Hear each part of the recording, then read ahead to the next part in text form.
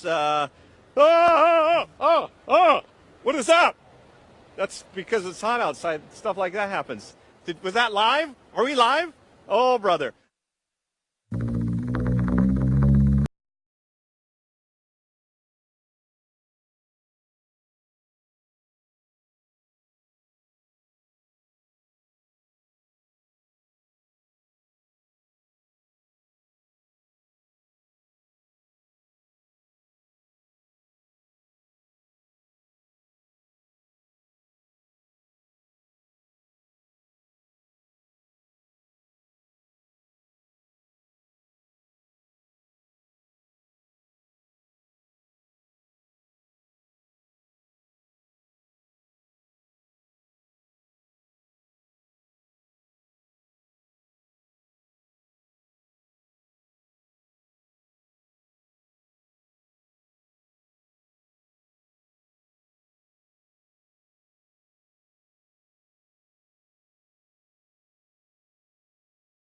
You should be following the show on Twitter, at SR Show SXM. SR Show SXM is our Twitter username where we shout out everything that's going on the show as it's happening. We post all the videos that we do in studio.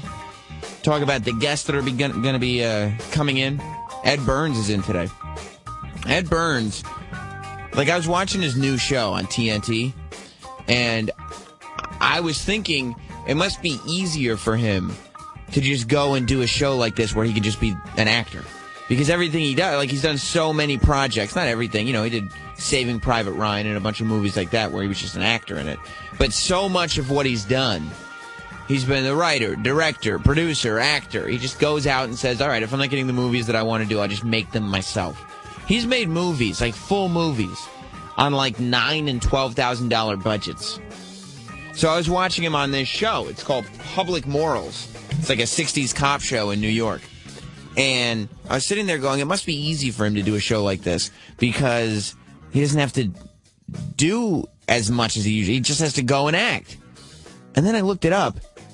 He's the writer and director on the first 4 episodes and an executive producer. He's back to being Ed Burns, where he just wears every single hat humanly possible. And then Michael Rappaport gets to just show up and kind of do the show with him. It's perfect. It's perfect for Rappaport. Man, oh, man. But look who's coming in together. Ed Burns is not the only guest on today's show. What are you worried about, Nicole? Mikasa Sukasa. Just sit down somewhere. What difference does it possibly make? Sorry. Look who's reunited. And it feels so good. Well, it doesn't feel that great yet. We'll see. We'll see how it goes. Yeah. Not only is Mashup Nicole here. It's been, it's been about a week and a half? I don't know. Yeah, I don't even know. It's been a week. Yeah. But DJ Whoo Kid is here, too. This is incredible. Yeah. This is the first time. Wait, what's that music playing in the background? That would be my intro song. You should come more often. This would be the first time that DJ Whoo Kid, myself, and Nicole Ryan. Yeah. We're all in the same studio since we were doing the weekly Friday show. I don't think all 3 of us have been together since we started doing this daily. I don't think so either. It's just the busy schedules. I can't keep track of you kids. I know. Oh, did we do the other spot? That was the shitty studio. Not together. I don't think you were ever together in that shitty studio. There wasn't enough room in that shitty studio. Right. I was informed. 1 guest at a time, Sam, especially if you're going to have that creep Paul lingering about. And he's been doing way more exciting things than I have. Who, me? No. That would be Whoo Kid. I texted Whoo Kid the other day. I forget because there was something I wanted to talk about, and I was like, oh, this would be fun to talk about with Whoo Kid. So I texted him. I go, hey, are you around at all this week? Mm-hmm. And all he did was text me back a photo of, a baker's dozen women sitting on a boat. Shocking. In bikinis. And then the words under it, I'm in Dubai.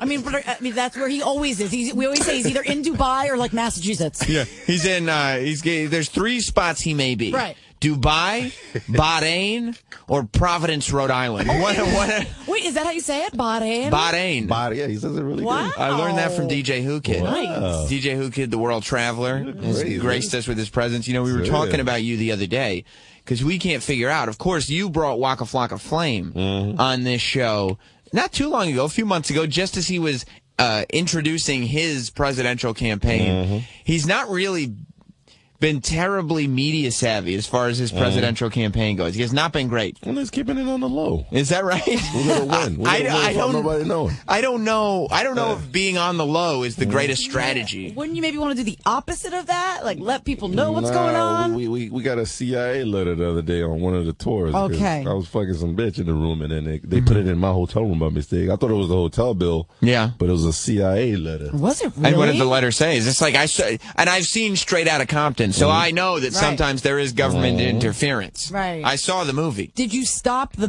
mid bang to go get the piece of paper? Yeah, I thought it was the bill, but then it was a code that says YNBC. YNBC. What could that possibly stand for? Y'all niggas better chill. Oh, I see. That's what I they see. Okay. You got a YNBC notice. Yeah, Wow. Then we stopped with it. We calmed down the campaign, but we still out there. Got the shirts and stuff. See, I got the shirt. Oh, I Yeah, do I see see. that. It's like the Obama change shirt, except it says it's a photo of Waka Flocka Flame on it. What is it? Squad. It's a squad underneath. And he's got it. quite a squad. stank face on too. Yeah. So, but you got to be sitting there. Your whole political campaign, because Waka Flocka Flame is a rapper. Yeah. He goes hard in the motherfucking paint, leave you stankin'. What the fuck you thanking? I believe that's his platform that he's running on. But you know me, I always go for the winner. So whoever wins, I might vote for Kanye too. So Well, that's what I said yesterday. Somebody called and said, now that Kanye West is going to run for president in 2020, where's Whoo Kid going to go? And I said, Whoo Kid's going to look at the polls and jump on board whichever team he's on, because you have Kanye West sneakers on today. he wants me to vote for him. So they send me some sneakers to. I mean, share the wealth. Wow. I want a pair. Yeezys. So I could prove Yeezys it. You know, indeed. they're only $1,000. Like I have it free because I have a radio show. Right. Well, I have a radio So do show. I. All right, so I get Well- you got Bieber on your show. What the Exactly. I mean, you know. Fuck Yeezys. Yeah. Yeah, Bieber with a He didn't have any sneakers for me though. 8X sweater on. Yeah, I was noticing that when I was watching the VMAs yesterday, and I think I brought it up, that, like, when I was growing up, I was small. So I used to wear, but When you were growing up. listen, Nicole, don't. Small. I was, all right, you're right, smaller. Smaller. Smaller is the word that I meant to Why say. you talk about your dick all the time? I wasn't, well, I mean, it was all small, okay? All right. All of it. But I was like, I mean, I didn't break 5 feet until I was probably a sophomore in high school. Seriously? So, but I was still, all I liked was White Zombie and wrestling. And I was convinced that my t-shirt size was large. So I would show up in my, tight pants that would fit a little white kid from the suburbs. But I'd be wearing a size large t-shirt that went down past my knees. Oh, honey. But then I watched, don't oh honey me. That's so nerdy. Well, I watched the VMAs, and apparently it's not nerdy at all, because that's what everybody's wearing now. Justin Bieber was out there. Kanye West had his tunic on. Everybody was wearing these giant T-shirts and tight pants. And I was like, I was so far ahead of this thing. you Nah, were. it's like Moses gear. They're like It's Moses gear. they're very biblical. Yeah. Is that what it is? Biblic? Or Well, biblical. There Yeah, you I'm go. sorry, I fucked that up. You know, it's a bad day when Nicole is correcting you on your grammar. Community what college, man. was really bad. Justin Bieber said he said like something charismatical or something. And they Charismatical. like asked us to edit it out of the interview, and I was like, no, I'm not going to do that. No. Dan, so you didn't edit I it? mean, you said charismatical, so Yeah. I'm just going to keep it. I mean, you should have told his people. I don't think anybody is under the impression that Justin Bieber is not an idiot. I mean, I knew what he meant, so who cares? Right. No, I And- make up words all the time. But that's what I mean. Like, Right? sometimes we have certain expectations of the mentality of certain people. Right. But biblical is a word. It's not a word. No, it I isn't. heard Jesus say he didn't win in the movies. No, you didn't. Okay, that was Denzel, not Jesus. And that had nothing to do with grammar. Girl went in my biblical. Yeah, that was, BT Dubs, that was John Q, if I remember correctly. I can't do this show like this. I feel like you're Mr. Wilson in No. Home Improvement. That wasn't Mr. Wilson. What's his name? That was just Wilson. Wilson. I can only see your Dennis the eyes. Menace. Well, I like to be in a certain position of power on this I don't show. like it. I can't see shit. We got a lot to talk about today. All right. You know we'll get more into the presidential stuff because Whoo Kid, I got some clips to play for you. Donald Trump. Right, and Nicole is a big Trump fan. No, I'm not. She was here when this show, and you could say what you want about Sam Roberts' show, but this show was the first show to get on board with the Trump bandwagon. I think you are. We were the first radio show to endorse Donald Trump. We'll continue doing that today. But Obama. Whoo Kid, are you an Obama fan? Are you a supporter of Obama? Yeah, I'm a nigga, yeah. Okay. Right. I guess that was the question. Got no fucking choice. Right. That's Whether he likes it or not. not many directions you can go in with that, are there? I mean, I can't go to Rite Aid and buy a white fucking body. So. No, you they don't can't. have them They yet. don't sell those. Yet. Right. Are Yeah. they selling white bodies out there? Not yet. Fuck. You never know, though. But Obama is doing very white things, and he's in trouble for it.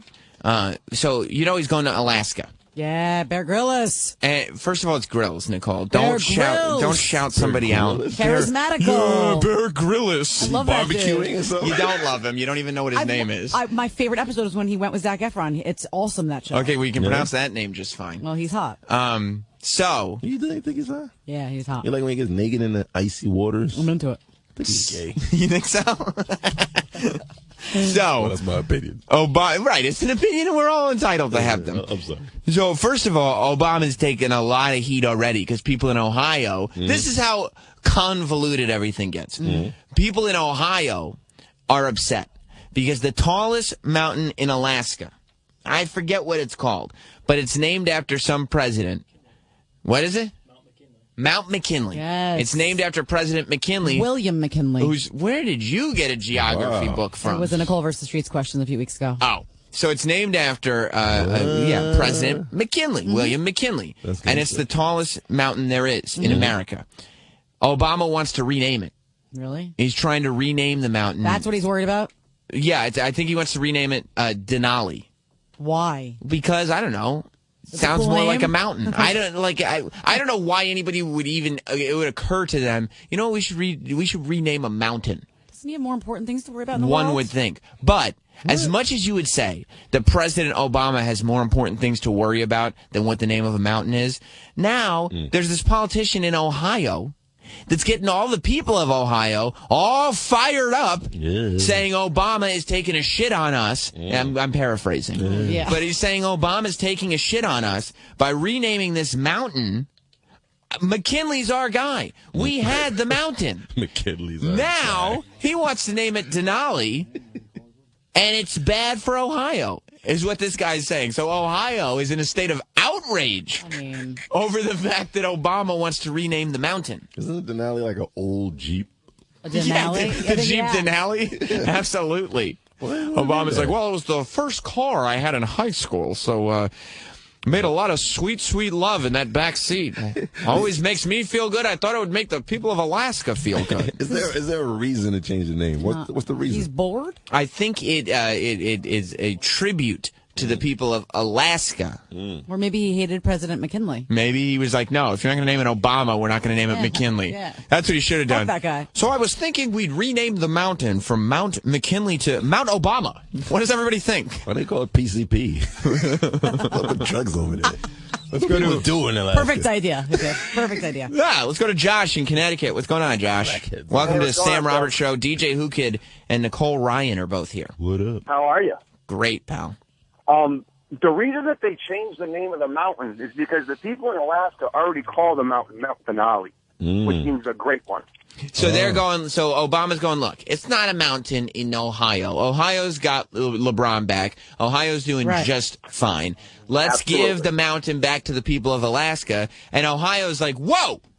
Just because we're not there looking at it, just because we're not there watching it, doesn't mean it's up for grabs. We thought it was safe where it was. That's how Half they the people talk. didn't even know the mountain was called Mount McKinley. Exactly. I didn't even know it existed until. They didn't even know McKinley was a president. No, I didn't know anything about any of it. I never don't heard care. that motherfucker. I don't know why you name mountains. How about this? You just go out and you say, this is the biggest one there is. Call it whatever you want. It's a fucking rock. It's a giant rock. Call it whatever you want to call it. Is it really a rock, though? Yes, what is a mountain made of? Rock. Earth? Earth. Yeah, not necessarily a rock. It's not made of soil. It might be. The shit would fall down.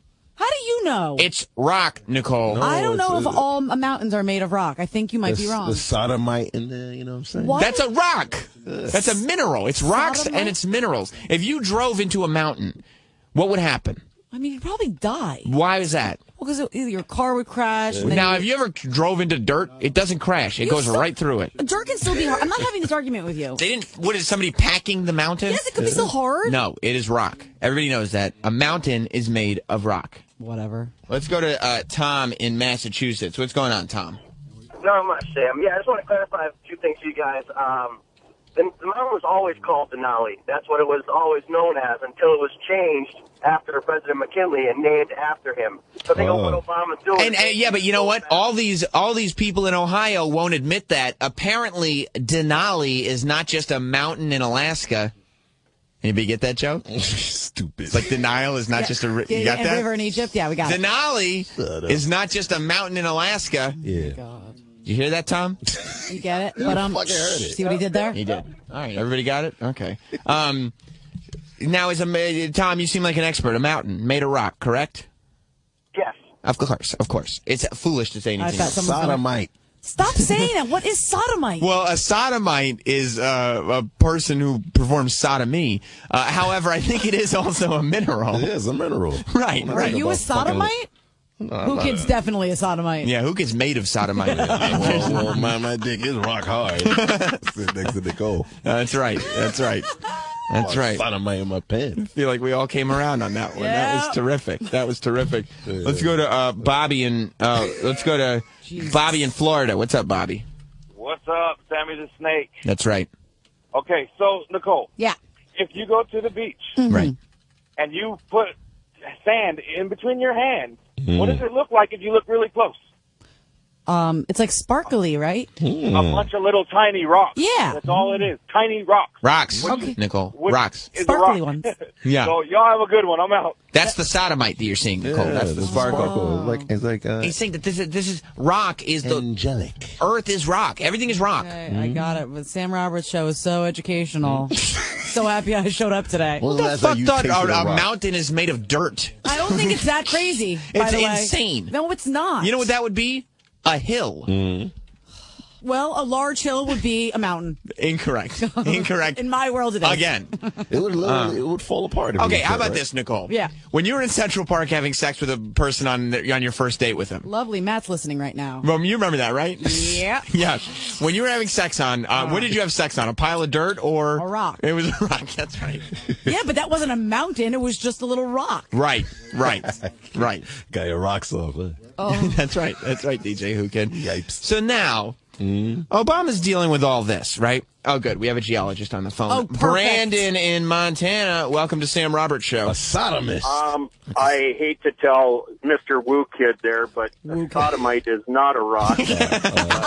So is it just Sedimentary rock. There's such Damn, thing. man. so does I sodomite don't know what he's been doing in Dubai. sodomite then just refers to one who performs So sodomy? it's a Yellowmite then. That's right. I believe didn't think dolomite that is the word. Colored people did that. No, Whoo Kid does not mind performing some sodomy, but he does not receive. Okay, very good. Is that Thank right, you, Whoo Kid? Thank you. Sounds good. All right, so we got the geologist now. Now, are you still there, Brandon? No, he hung up. You went from a rock to my asshole. He Okay. hung up. That's right. Well, it's all sodomy, Whoo Kid. It's all connected. So now, not only is Obama dealing with people mad at him because he wants to bring the mountain back to being called Denali. Right. What the fuck is he doing that for? Now he's like, okay, well, I'm in Alaska. I'm going to do Bear Grylls' show. Grills. Wow. Bear Grylls. He's like, because Bear Grylls has this show. You know Bear Grylls. He's the adventurer. Yeah, he's like sleeping in deer bodies. Yeah, And Exactly. He got Michelle Rodriguez to drink her own piss. That's all he does on the show. Yeah. He drinks piss and he jumps into quicksand. If you've ever seen this show, he goes, oh, I found some quicksand. Here's what we'll do. And he takes all of his clothes off and he jumps in the quicksand. And then he monkey crawls out of it. He's like, the trick is you got to monkey crawl. And I'm like, yeah. I've been watching this show for 2 seasons. I've seen you monkey crawl. Bear Grylls jumps into quicksand naked about as often as John Taffer explains how important it is to have a cool keg on bar rescue. Every single bar rescue, he's going, what we've done is we put in a new cooling system. That's going to make less foam and more beer. That's going to increase your profits over time 30%. Don't talk smack about that guy. I love him. Look, he knows what he's doing. Yeah, he I does. thought his show was supposed to be like informative. Like, he's supposed to help you survive if you're like Only in danger. if you're naked and stuck in quicksand. Yeah, like whoever actually puts themselves in those positions. Like, This whenever motherf- would you ever be in that Exactly. situation? It's also all instinct. It's like, yeah, if you're stuck somewhere, you can drink piss. Yeah, of course you can. That's all if I were stuck somewhere and super thirsty and then I pissed, I'd be like, oh great, liquid. I'm Yeah. gonna drink it. Right. Like your own urine, though? I don't know. You think you'd die of thirst before you drank urine? I think I'd look for like a little creek before I drank my own piss. Okay, how about this? The creek is not to be found. If you, I keep searching. So you're going to go out on a limb and say, before I drank piss, I'd try to find a creek. I mean, I would try to give it the good old college try before I went to my urine, okay? I don't think there's anything wrong with that.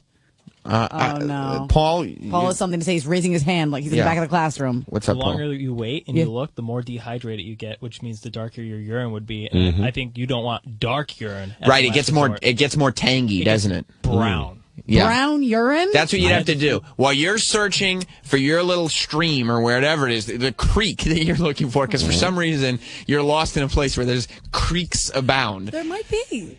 Your urine is just darkening and darkening and darkening. You never saw your urine get dark? Yeah, when I was I drank too much. Like when when you wake up That's after drinking. dehydration. Yeah, it's very, very dark, but it's never brown, Paul. That's vile. Yeah, but guess what? Go ahead, Paul. I had the flu. Oh, poor baby. Guess what?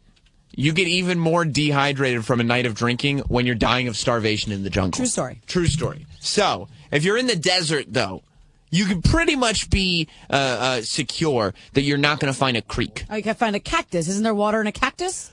Yeah, because you're just going to grab it and bust it open? I don't know. Yeah. It's got needles in it, Nicole. I'm desperate at that point. I'll cut them off. What about grape soda? Yeah. Well, obviously, you're going to have a couple bottles of Grape Faygo in your backpack. I mean, that's where I get my dark piss from. Yeah. From the hood. Yeah. Isn't there grape soda inside a camel hump? Is it wrong that I think grape soda is disgusting? Well, I mean, what's your ethnicity? I mean... So, no, I don't think it's wrong at all. Okay. It's not marketed towards you. Okay. So speaking of that bear guy, I saw him eating like a animal corpse. Like, he does. He eats corpses. He eats bugs. Rotting and stuff like that. He's What's wrong with surviving, dude. He eats mice. He's fake. He's pretending to survive. He's McDonald's in Africa? What the fuck, man? I don't know. Yeah, that's just business written all over it, isn't it? Drive through it. So now, Obama. So he does this show, like you're saying with Michelle Rodriguez, Right. Bear Grylls does, where he gets celebrities to come on, and he shows them how to be survivalists. And really, it is just, let's see if I can get this celebrity to drink some piss on camera. Basically. And then Michelle Rodriguez is like, yeah, I mean, I do that shit anyway, so I'll drink some piss. Yeah, that's kind of my thing. She eats pussy, right? She does. I believe she does. So what's wrong with little urine? Right, exactly. There's always piss in the pussy. Those two things are not analogous. Okay, well, where actually, if I could back up Whoo Kid on this one, where does piss come from? Not the same hole. The pussy. Exactly. Thank you very much, Whoo Kid. Do we need a biologist to get on the phone too? No. Piss in the pussy. Okay. Thus, then. Hey, that's good. So Obama's going to do this show Yeah, he is. while he's in Alaska. Totally. What you gonna do? Eat shit? Yeah. Here we are, President. Look, we've crawled into a monkey hole. And we've crawled into quicksand. Yeah. And monkey crawled our way out. What did you just call me? No, Mr. President. Oh, good Lord. That's not what that's about. But all we have left to do, if we're stuck, you can eat your own feces. Obama's like, Bear, I'm pretty sure you can't eat your own feces. No, Obama. You can eat your own feces. Try some. Here's a fork of mine. It's delicious. Yeah. It's a delicacy. Well, okay. I mean, you're the survivalist. You're just watching and then Trump goes on TV. You know, the thing about it was a great episode. You know, I don't know if you'd want a president that would eat his own feces. I don't know if that's what you'd want, but it was a great episode. I mean, he was a deep shit, literally. Yeah. Obama's just gonna go out there and, well, he's gonna have a wild rumpus of a time. Oh, don't with the wild rumpus. Don't start that. Is this a dumb question? Can't you eat your own shit? I don't think so. I think No. just the piss. It's toxic. Is it? It's think very, you would very die. bad for you. It's waste. Yeah, it's bad for you. You know what, Who Kid? Why don't you give it a shot? Why don't you give it a try to see? Let me see if I can fry my shit. Deep fried shit sounds delish. You guys told me no one ever ate shit. People sure have they eaten have. shit before. There's a fetish. You know, there's coprophiliacs. Is that what it's called? Coprophilia. Why do you know that? Because I'm a super genius. Why are you calling Japanese people that? No, that's not what I said. Dear. That's not what I said. All right. Let's go to Curtis in Philly. What's going on, Curtis? Not Curtis, Chris. That was Oh, boy. stupid. Get his name right, homie. Now, I don't mean to interrupt piss talk riveting, but I wanted to go back to to the cold argument that it. All right, listen, you fucking no, Chris, because you're gonna try to be a little smart ass. I didn't want to interrupt this little riveting piss talk, but let me go back to when you were talking about mountains. Fuck off. Don't be rude. He's being no. Chris, you understand that you were in the wrong on that one. Fair enough, sir. Thank you. I respect my team. Thank you. Yelling at his fans. Well, no, because it's not going to be a matter. You're not going to put Sam Roberts in a corner. I think that's the phrase. I was talking to Nicole Knight too. Oh, yeah. Go ahead. You're right. Anyway, so look, listen. You're When you're going up a mountain, it's called rock climbing, not dirt climbing. Okay, You know? that's a good. If you try to climb dirt, you're going to fall down. That's a good point. Imagine if they tried to, those, when they make rock walls? Yeah. And they have those things on it, the multicolored things that you can climb up. Imagine if they tried to hammer one of those into a dirt mountain. What do you think would happen? What do you want me to do? You guys are right. I'm wrong, okay? Does that make you feel better? They're just kicking dirt in your face right now. Well, it must have fallen off the mountain, Whoo Kid. Thank you, guys. Thank you. Yeah, otherwise, people have said that before. There's a mountain of dirt here. Somebody would have said, no, that's just a mountain. What do you think it's made out Thought of? we weren't going back to this conversation. Thought we were going to stick with the piss and eating deep fried shit. All right. Let's go to Brian in Maryland then. Hi. I saw on a TV show once you can drink your own urine, but only once. You're not supposed to do it more than once. Wow. Yeah, it's survival. Your kidneys have trouble filtering it out. Yeah, but that means once per piss. Like, you can drink your urine once, and then you piss out that urine, then your kidneys are okay. You can drink a little more. No, I don't think that's what he's saying. Like a shot. Yeah, exactly. You could do shots. Okay. We gonna do one more. Remind me to bring my shot glass on our next camping trip. I'll fill it up for you. It's no problem. Fucking Boy Scout over We there. are the three of us. We're gonna do piss shots. Were you a Boy Scout? I was a Cub Scout. Oh I was a wee below. I was an MN. What's an A MN? medical nigga. Oh, I see. I I had the understand. Band-Aid. I was a brownie. Yeah, you were. I never made it to the Girl Scouts. Now you just take it in the brownie. No. What? You don't do that. that. You don't do that. I was wrong. There's a velvet rope there. You know that. That's right. Boing. Okay? That's right. Can't get behind that. I mean, you want to talk about VIP entrance. Nobody's getting in there. No. I don't care if you're Howard Stern. That's not even the freight elevator doesn't go there. Good for you, Nicole. Thank you. Good for you. You had a uniform? Yeah, I had a wee below uniform. I had when I was, we were black. I had one. So you weren't Right. allowed to have one? Or We you? couldn't afford one. Oh, but Right. then you would think that someone would donate one to you. That's why nobody wanted to believe we were Boy Scouts. Well, here's what happened. Whoo Kid, who used to hang out outside like Kmart's with boxes of fruit snacks for $1, trying to raise money for his Yep. Cub Scout uniform. I always buy those fruit and snacks from those kids. But then he realized that this is for suckers, and he quit the Boy Scouts and just sold fruit snacks. Well, the fruit snacks are very delicious. You buy fruit snacks from those I kids? love those fruit snacks. They're just using the money for drugs. No, they're not. Charity. You, No, they're not. They're like 12. yeah, that's yes. I know. That's what they're using the money for. Somebody's putting them up to it. So there's a pimp around the corner? Yes, of course. They have like a thing that I sign, and You think they're actually buying basketball uniforms? I mean, that's the hope. You are a fool. They are not buying fine. basketball Maybe uniforms. some of them, like some homeless people, obviously are buying for drugs and not actually to get food. But you're not telling No. me every single kid that is selling fruit 100% snacks? of homeless people, That's 100% of fruit snack kids are Not all of them. selling for drugs. No, I don't believe that all of them. This kid showed me the brochure with, Yes. with all the toys on Yes. there. Yeah, And cool. and I helped him win a hula hoop. That's so Oh, weird. hula hoop. Because guess what? So I met a nice aspiring musician down in Times Square, and he showed me his CD and everything. Yeah. Yeah. Okay. You think those guys are musicians too? Are you in the business of shattering dreams? I'm just Yeah. trying to help these kids out. You know what? Fine. Even if they are using the money for drugs, it helped them for that moment. I helped them get whatever they needed for that day. To get the next fix. No, I don't think it was for them, but maybe Oh. they were trying to get somebody else a fix. And You know what you helped them with? What? Their fucking fruit snack pimp from smacking them in the face for not collecting. That's what you Fine. helped them with. Then I helped them. That's how it works, right, Whoo Kid? Way more helpful than you. Hula hoop in the line? Yeah. Shit. Damn, kid, you got that hula hoop and everything, huh? Exactly. Exactly. Oh my God. Crackheads. Oh, my God. Lady Trucker's on the phone. hello, Lady What's Trucker. going on, Lady Trucker? Good afternoon, everybody. Hello, my dear. How are you? Ooh, Who Kid? Hey. Oh. Sam, when Why? you drink your urine, now would you just piss directly into your mouth, or would you like loop it up like a U and catch it? Listen. If I were to drink my own urine, I would probably try to piss into a container and drink it out of the container. I'm not an animal. We didn't have a container. That's a good question. I piss into my hand and then slurp it out like a poor kid. You know what I mean? Like I was Oliver Twist. Please, sir, may I have some more? Yeah, and then just piss right into the human cup. I don't believe you. That's exactly how I would do it. Why do you ask, Lady Trucker? Well, I mean, because you gotta have a little fun if you're gonna drink your own urine. But now, would you share with like Whoo Kid if you piss directly into his mouth? I would piss into Whoo Kid's mouth. He's saving my life. If we were starving, I'm not going to be like that woman on the first season of Survivor. I'll piss into Whoo Kid's mouth. Yeah, if you're saving my life, yeah. Exactly. Can we stop with all this? I was hungry, now not so much. Here's the problem. It's your life, Nicole. I know. PETA is fucking pissed at Obama. Why? Well, because, and I'm glad you asked, Nicole, PETA was tweeting out that Bear Grylls shows are known as the bottom of the barrel. Thank you. You agree. Whoo Kid is a PETA member. Bear Grylls, him and his chinchilla coat. Bear Grylls shows are known as the bottom of the barrel in demeaning, sexist, speciesist TV reality shows, and that's saying something. Their problem really here, I mean, demeaning and sexist, that's one thing. PETA doesn't really cover demeaning and sexist. They're not, I mean, their thing. You know, guys, girls, they take photos of fucking naked women and say, look, there's tits under these leaves. You should eat more lettuce. True. Right?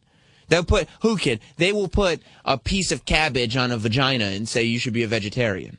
Would that convince you to be a vegetarian? Hell yeah. Exactly. So they're not above, you know, objectifying a little bit. I think their main thing here is that Bear Grylls is a speciesist, and they don't want Obama, our president, being associated with a man like that. They said this condemned program on which women slit a pig's throat and ate a urine-soaked mouse. Shout-outs to Michelle, Rodriguez, is the last place for the president to be seen.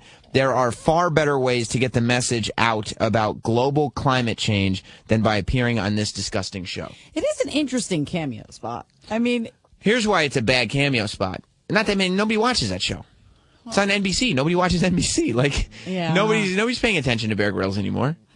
Just what is it? It's like that's why it's a bad idea. It's not because it's not because it's demeaning. Like, I don't think the president is going to slit a pig's throat. And by the way, even if the president slit a pig's throat, guess what? If pigs were intelligent enough to invent knives, they'd be slitting our throats and fucking shish kebabbing us if we were as delicious as them. I didn't think about that. They would be. You can't be speciesist. You know why? Because human beings are the best species. Is that a word, even speciesist? I feel like they made that one up. PETA's inventing it. Okay. No, alien made that up. Exactly. Totally. Exactly. There's a food chain. You know who's on the top of it? Us. Human beings. You know why? I thought a lion was. No, a lion is not. You ask dentists if lions are on the top of the food chain. They'll make short work of that.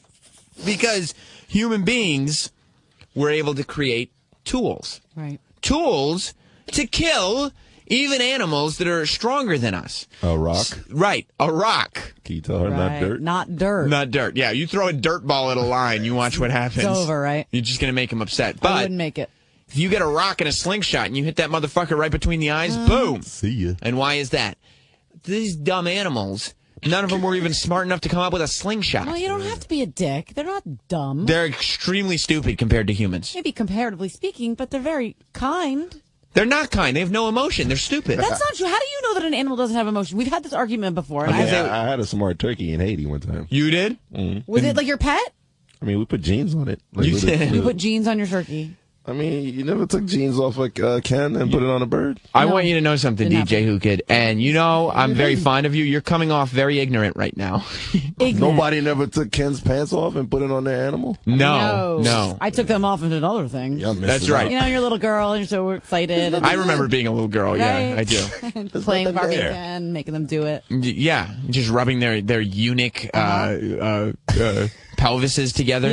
Yeah, but PETA, to even invent the term speciesist, is out of their minds. Yeah, but they were before this. I understand some of the aspects of their causes, and I'm with some of their causes, but Look, this is a little crazy. I Going don't after bear. Yeah, like the slaughterhouses and all this stuff. Yeah. But guess what? Bear Grylls could beat a bear. You know why? Because Bear Grylls can use a gun. Yes. And you know what? But I don't think he does. Does he bring actual... If he was going to fight a bear, he would use a gun.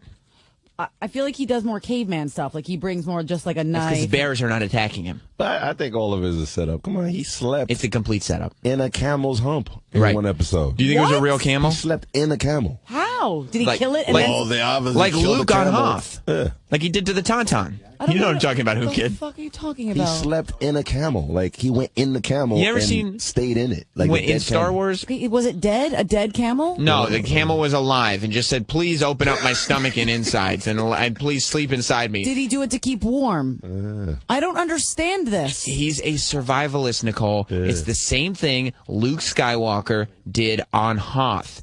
He had to survive. It's a very cold planet. Oh, that creature, So he killed his Tauntaun, and he slept inside of it. So Bear Grylls goes, oh, this is a great idea. And he finds a dead camel, and he slits his belly open, and he jumps inside. That's where you got it from. Huh? So he didn't kill it. It was already dead.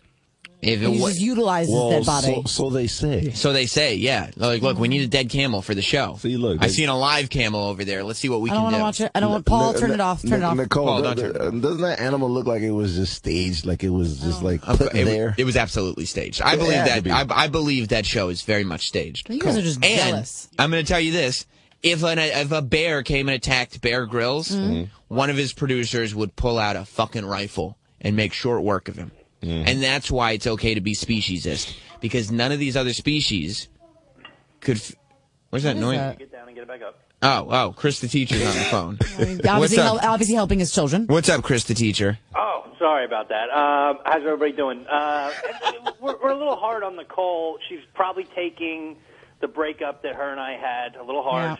Yeah, we did break up. Everybody's coming out. Oh, because Chris the teacher chose Kathy Kelly over you? Yeah, I mean, it's so uncool. I can't express to you my feelings about it, actually. You made your presence very the scarce hell? when Kathy Kelly was in town. I mean, I made my presence scarce? Yes. You didn't invite me. A little jealous, huh? You didn't invite me to your little live jealous. broadcast. I did.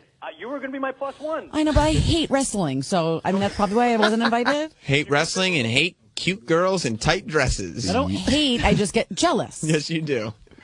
Damn, Nicole. Ah, thank you, Chris the teacher. Oh, Sammy. What?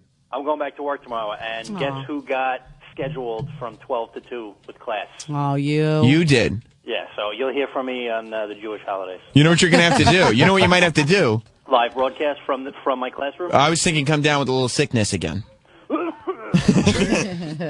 Oh, if you get yourself fired from this place, I will flip out in do happiness. it. God. Do it. I gotta hold this one down. Do you want it, Michael? My kid wants to ask Nicole a question. Do you want to ask the question that you want to ask before? Why'd you say a potty word? Oh, I'm so sorry. What potty word was it, kid? What potty word? Was it tit? Whoa! What potty word? He forgot, but Okay. he knows you said a potty word. Well, you know what? You shouldn't be listening to this show. Yeah, put okay? it. This is inappropriate. Can you put him back on the phone for a second? Yeah, Sure. just real quick. Here, buddy. Big Sam wants to talk to you. Potty word yowin. Do you remember what the word was? He just said it. Go ahead, say it again. Yowin. Okay, wait. Are you there? Are you there, Chris the teacher junior? Are you there? You there? Say yes. Yeah. Can you ask your dad what the word cunt means? Oh. Oh my God! I can't believe it. Oh my gosh! He hung up. Of all the irresponsible things. Sam, it's not funny. I can't Seriously? believe it. Who kid? It's not funny. Both of you. That was funny. Okay, You guys thank are you. going to hell. Thank you. I can't believe that one slipped out. I didn't mean to say that I word. thought she I said camel apologize. dick, or maybe the kid heard her say Say camel dick. anything about a camel dick. You know All right. about camel dick? You're just putting words in my mouth. That's not the only thing. Now, dirt in there. Now, yeah. Do you think that there is any justification for speciesism, Whoo Kid? Do you think all species, here's what PETA needs to understand. All species are not equal. All people are supposed to be equal. But all species are not equal at all. Except my smart turkey with the genes. Right. The Ken doll genes. If you could put some Ken doll genes on an animal, maybe you could pass it off as equal. That's a smart fucking turkey. But guess what? Come Thanksgiving, genes or no genes, we're putting that motherfucker on a table. Well, we eat dogs out there. We don't know about that. Well, yeah. What? Never ate a dog before? Oh my God! I'm not like you're like this is like Yulin. I'm not. I don't want to talk about this. You definitely never went to China. She probably. Have you ever ordered Chinese food? There is no dog in Chinese food. That you know. How do you know? Exactly. Are you there when they're preparing it? No, but I don't want to. You ever get the General Tso's? It's a lot of sauce on there. Funny. It's a lot of sauce. Okay, we're just getting. If you follow at SR Show SXM on Twitter, SR Show SXM on Twitter. We'll retweet. We just got even though Chris the teacher is off the phone, just got a tweet from Chris the teacher. His son asked him what the C word Well, meant. Good luck explaining that one. I can't believe it. That's right. That's right. Tell him it's a beautiful flower. Listen, why would you put your son on the phone with me? Yeah, it makes true. no sense. It's true. It's called learning a lesson. It's like when the turtle gave the scorpion a ride across the river. Right. And what happened to the turtle? It died of a scorpion sting. Yeah. And the turtle said, "Scorpion, why would you sting me? I just gave you a ride." And he said, "'Cause you dumb fuck, I'm a scorpion." What was that story? Like, where did that come from? That's me and Chris. Why would you put your kid on the phone with me? 'Cause you dumb fuck, I'm a scorpion. That's why I did that. Okay, apparently Sam Do you not get how that story correlates with what just happened? I get it, but I just have never heard that story before. I That's don't all. remember You that bedtime story. You whipped that one out so fast. It's a parable. Sorry. Wow, you're That's a little story, though. Yeah. Thank you very much, DJ Whoo Kid. Yeah, I got you on that. Let's talk to Jack in Colorado. Welcome to Sam Roberts Show. Hey there, Sam. What's up, buddy? You got a lot of nerve, man, calling animals stupid. Did you know that any animal in the world that watched you drink your own piss would be thinking the exact same thing about you? I'm with you. I'm with you. I've seen dogs lick up their piss. I've seen dogs eat their own shit. Yeah, me too. And they don't even have to. They got a bowl of dog food waiting inside. They're still munching away. It's a puppy. You don't know what's going on. Well, no animal. Any animal looks at me like I'm stupid, I'm shooting it. Right. And then that will just prove where I'm at on the food chain. You're a hunter. That's right. I am a hunter. Who can? Conan. Yeah. What, animals? Eat their shit for minerals. Guess what I do? I drink mineral water. Yeah. Okay? Because I figured it out. Because I'm a person, And you're smart. not an animal. How do you like that, PETA? How do you like that? I'm all for the ethical treatment of animals. I'm a person for the ethical treatment of animals. However, those animals better remember, there is a food chain, and I'm at the fucking top of it. Something tells me we're going to walk out today after the show, and you're going to get red paint poured all over you, PETA style. They're going to be waiting for you. They're coming for you, Let Sam. him try it. Let him try But it. in And let a bear do it, too. Yeah? Let a bear do it. Then what? I'll shove a grenade in its mouth. Yeah? Because you know what bears don't know how to operate? Grenades? That's right. Because they're fucking stupid. Where did this company come from? In the beginning of time when we were like butt-ass naked, we had to kill animals. Right, just clubbing them over the face. Yeah, to keep warm. Like. Yeah, but you know, we did that to women, too, back then. There was a lot of stuff going on back then that was not great. That's true. You know, I mean, that was back when, like if I was like you, for instance, sitting next to Nicole, you're trying to be like charming right now. There was a time where you would sit next to Nicole and you just grab her by her hair and just drag her back to your cave. Right. You know, so we do evolve as a species, but that's another reason why we're better than every other species, because we've evolved more. What are you talking about? He did that last night. He did? Okay, not every single person has evolved. I mean, I did have some fur underwears last night. You did. You did. You underwears. Underwears, of course. You go into caveman mode every now and then. Nothing wrong with that. Spicy butt. Nothing wrong with that. Spicy butt. Bob in Nebraska actually wants to contribute to this conversation. Bob. Hey, Nicole, you sweetheart, you. Hey. You're a stone fox. Oh, That's right. If I get lost, I want to get lost with you. Oh, I'm there, baby. Being that you're not drinking your pee, can I have it? Okay, he wants to drink your piss, Nicole. You know what? Save a little for Bob, is what he's saying. I'm a giver. And you can pee right in my mouth. I promise it'll be Okay, nice. all right, Bob. I'll remember that. Bob. Thanks, Did that start charming and go south quick? Now, that was romance at its best.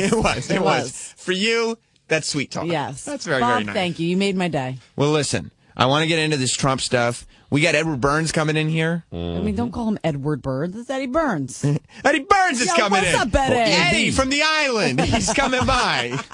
EB. EB's coming in. Ed Burns is coming in. He's got a new show that he's one of the writer, director, producers on this TV show too. It's not one of his indie movies. Right. But he's going to be a blast, I'm sure. Nicole and DJ Whoo Kid are sticking around. I want to talk about Trump when we get back. And What's that? I don't know. It stopped playing. Is that someone fucking you? Okay, I'm not into it. Of course it is. Was that a sex video from your cell phone? You Whoo Kid? tape every single. It keeps stopping because you keep hitting the... Mommy thought I gotta videotape you. You videotape me enough times. Yeah. Yeah. You didn't even tell me about the videotapes. Dick. She sounds smart. Wow. She looks smart. My legs don't spread any more than that. Oh, Jesus Christ. Good Lord. Okay, we're also going to get that woman's father on the phone here today on Sam Roberts Show. Somebody turn on my phone. Where my phone at? That is actually Brooke Hogan in that video. You may not have realized. Hey, brother. Hey, nigger. Just kidding, of course. Fucking my daughter, nigger. Parody is legal by the law, though. Just so we all know, you can't sue for parody. We'll be right back. I also want to talk. I was going to talk yesterday, and I didn't get to it, about the fucking drama that's going on in my life surrounding my birthday of all things. Your birthday? Enough. Oh, this is what I mean. Here we go. This is what I mean. Oh, no. This is why I don't even. I may wait until after that day before I even talk about it. Okay. I just want to be left alone, Nicole. Well, I'm baking you a cake. I'm going to get everybody to come sing to you. Oh, that I'm sounds bringing a turkey up here. I'm bringing a real turkey with up here. jeans. With jeans on. Yeah. With jeans on. Dead ass. We'll be right back. We got a lot more Sam Roberts Show right after this. Look at that turkey. Sam Roberts Show will continue next.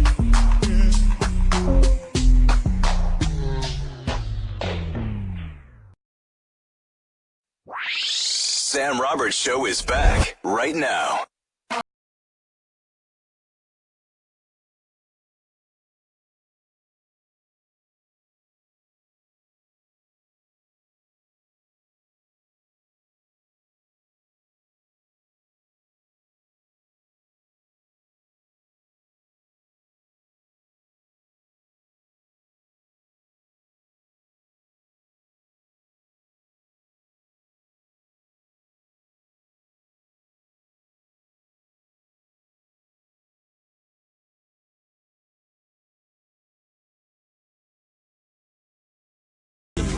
We just heard from, we got the Dream Team, first of all, here today.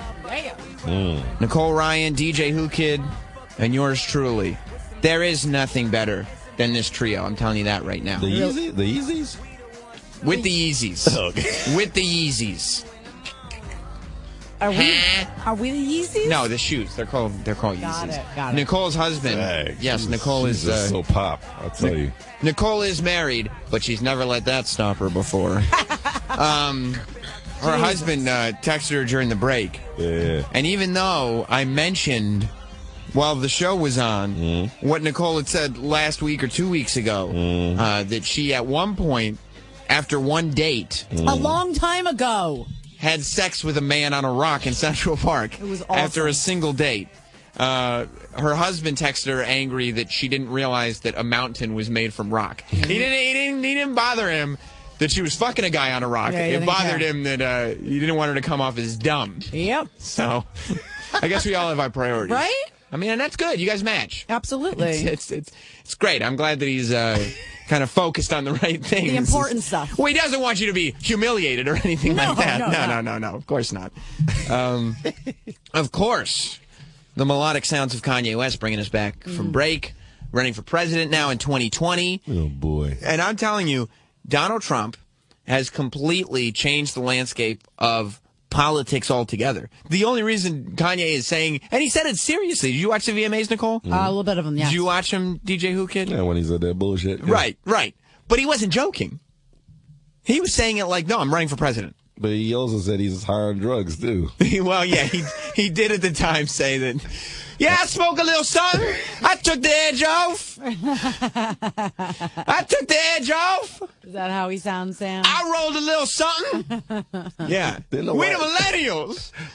Didn't the White House put something out on him today? The White House said that they're interested in seeing who his running mate will be. Right. Yeah. But I don't think they're taking him terribly seriously, DJ Whoo Kid. Why is he not. like doing the whole 2020 thing? Like, why doesn't he try to hop on like this one? Because he know he ain't winning this year. Yeah, it's probably a little late in the game. He wants to win. Right. He wants to put his campaign together. And listen, we're living in a reality, and I never thought this would be possible as a human being. We're living in a reality where theoretically, 5 years from now, Kanye West could be running for president against an incumbent Donald Trump. Right.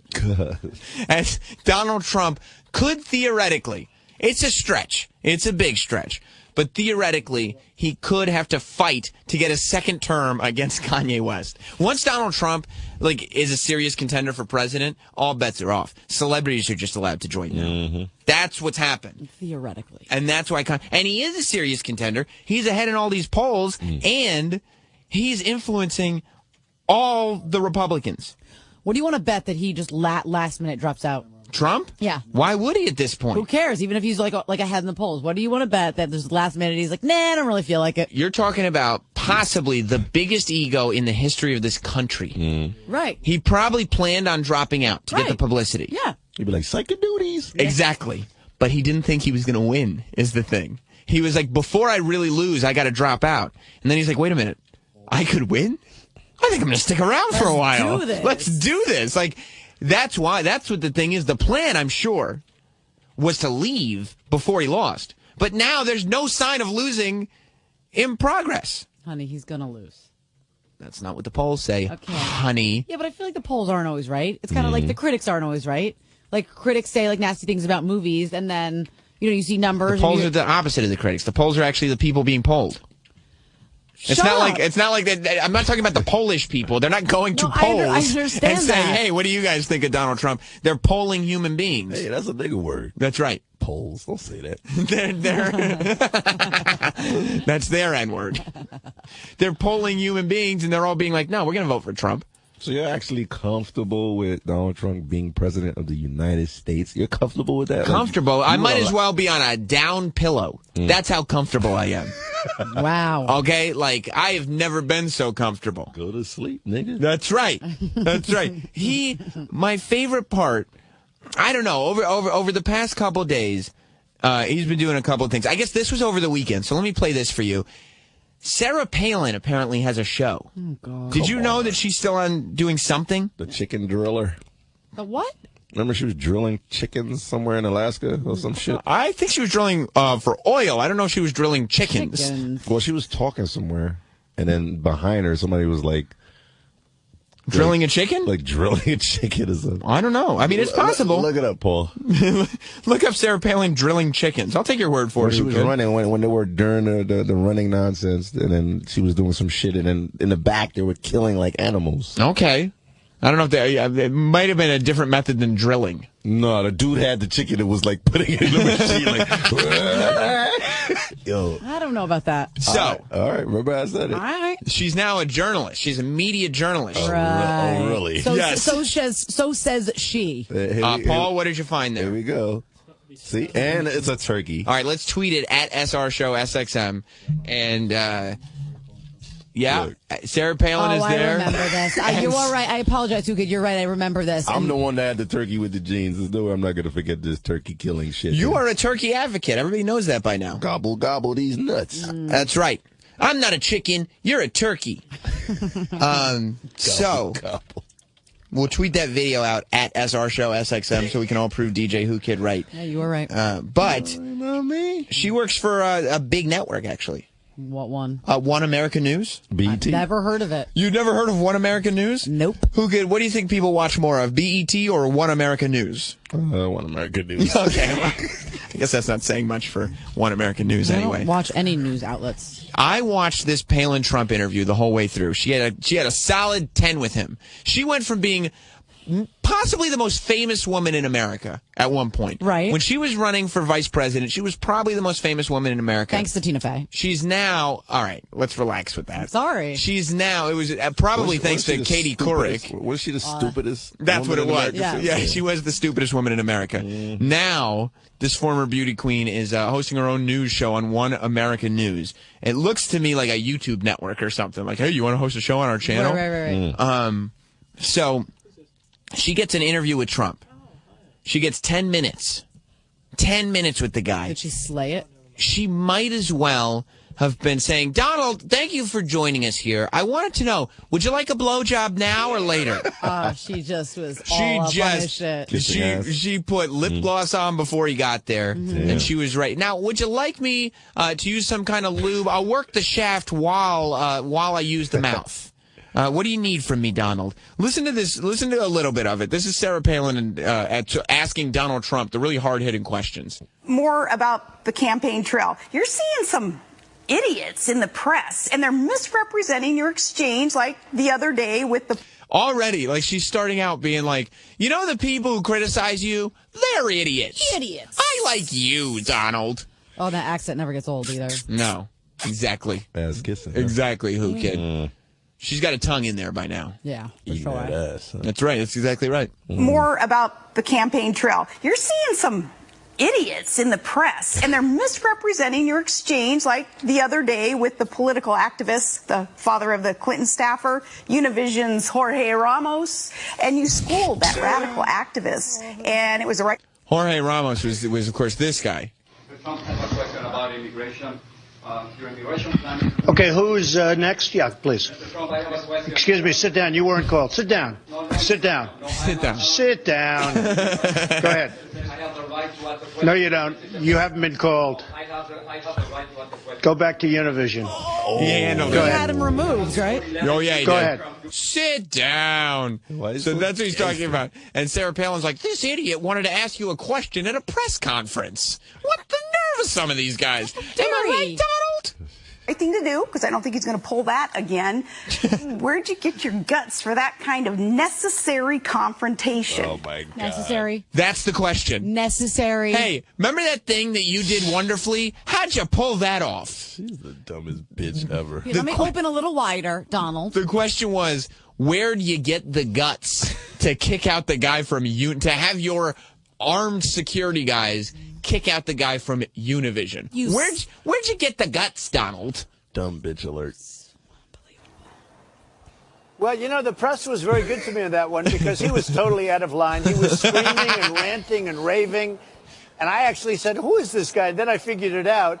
And, you know, I'm suing Univision, actually, for $500 million. His daughter works for Hillary Clinton, and he was trying to put on a show. But actually, he was hurting the rest because the room was packed with various people from the press. I mean, it was a press conference, and they were all being, you know, they were waiting to have questions, and I was going to ask them. I would have gotten to him.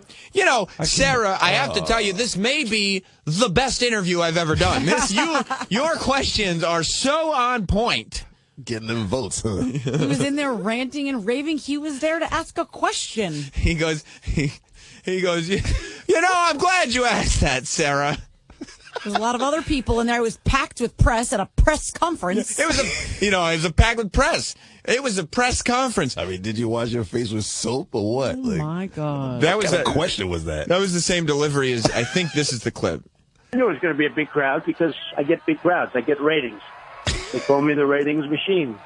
That's right. Is that what they call you, Donald? They call me. Same thing for me, Nicole. I get it. They also call me, Sam Roberts, the ratings machine. Wow. How do you like that, Whoo Kid? You could take your Waka Flocka Flame t-shirt and shove it up your ass. I will. Ratings machine for president. I shall. This is ridiculous, man. I can't believe I heard what I just heard. Ranting and raving? He was ranting and raving. No, he wasn't. And quite frankly, he just made himself look bad. Okay, Donald. This was on prime Sit time? down. This was on primetime TV? This was on One American News, yes. DJ Whoo Kid. Prime time. It was on the OAN network. You know that one, right? Yes. One American News Network. You want to hear another question from Sarah Palin? Can't wait. Obviously, she went to the Walter Cronkite School of Journalism. Okay. I know you're busy. You got millions of people waiting for you. Millions of people. There are literally, by the way, Donald wouldn't even go in studio for her. She was doing this via satellite. I saw. And you know where Donald does his satellite interviews? No. The lobby of Trump Tower. No. There's gold everywhere. All gold everything, DJ Whoo Kid. If you look around, there's just gold everywhere. He wouldn't even come in studio for her. And she's still, you know, Donald, next time we'll have to have you in studio. I'd love to give that ass a good lapping in person. I feel like if he did become president, he wouldn't even move into the White House. He'd be like, you know, I'm just going to do this from Trump. Yeah, I think we Right? can do it from Trump Tower. Right? We need to get more gold in here, actually. Yeah. I think if we could get the Lincoln bedroom and line the ceilings and walls Right? with gold, that would be great. No, the taxpayers will cover it. Yeah, get rid on that. Is Donald Trump's publicist still working? Who approved that interview? I mean, it's all good for Trump, right? Yeah, it was probably him. How could you? Come on. You want to hear the question? Yeah. Go ahead. I know you're busy. You got millions of people waiting for you, Donald Trump. So I have one more question. Here at One America News. You sure about that? Here at One America. Did you hear Donald Trump, by the way, going, go ahead. Go. Yeah, please. Go ahead. You're right. So what do you think? Can't be serious. You've got one last question with Donald Trump. You've wasted all your time kissing his ass so far, but you've got one question left. What will it be? You gonna make this one count? You excited to hear this? I am. Like, what is the final question going to be? What did you have for breakfast? Yeah, I have to. And how did you eat it so immaculately? Let's hear the last question from Sarah Palin as she interviews Donald Trump for One America News.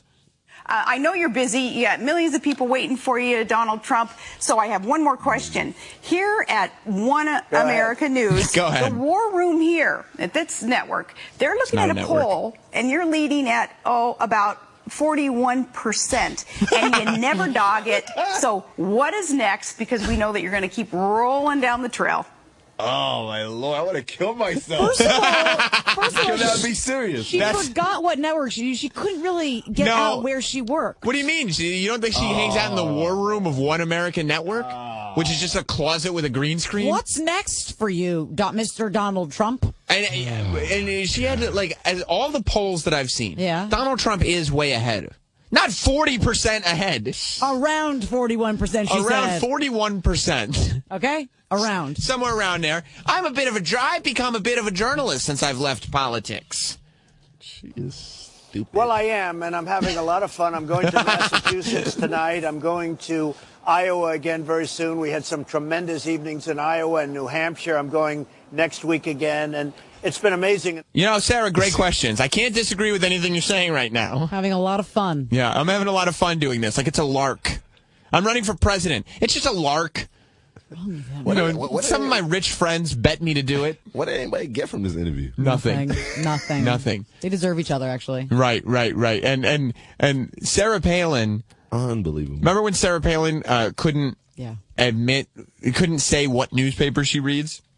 She just said she reads all of them. That's what really fucked her over, the Katie Couric interview. Yeah. Which was completely, and maybe this is why she loves Donald Trump so much, it completely reminded me, getting those two together, of this, which is maybe my favorite Trump soundbite of everything we've played so far. You go and knock the hell out of the oil, take back the oil. We take over the oil, which we should have done in the first place. It's about military. It's going to be ground troops. If you it's what you're talking about is ground troops. Okay. Trump even offered this window into his thinking. Who do you talk to for military advice right now?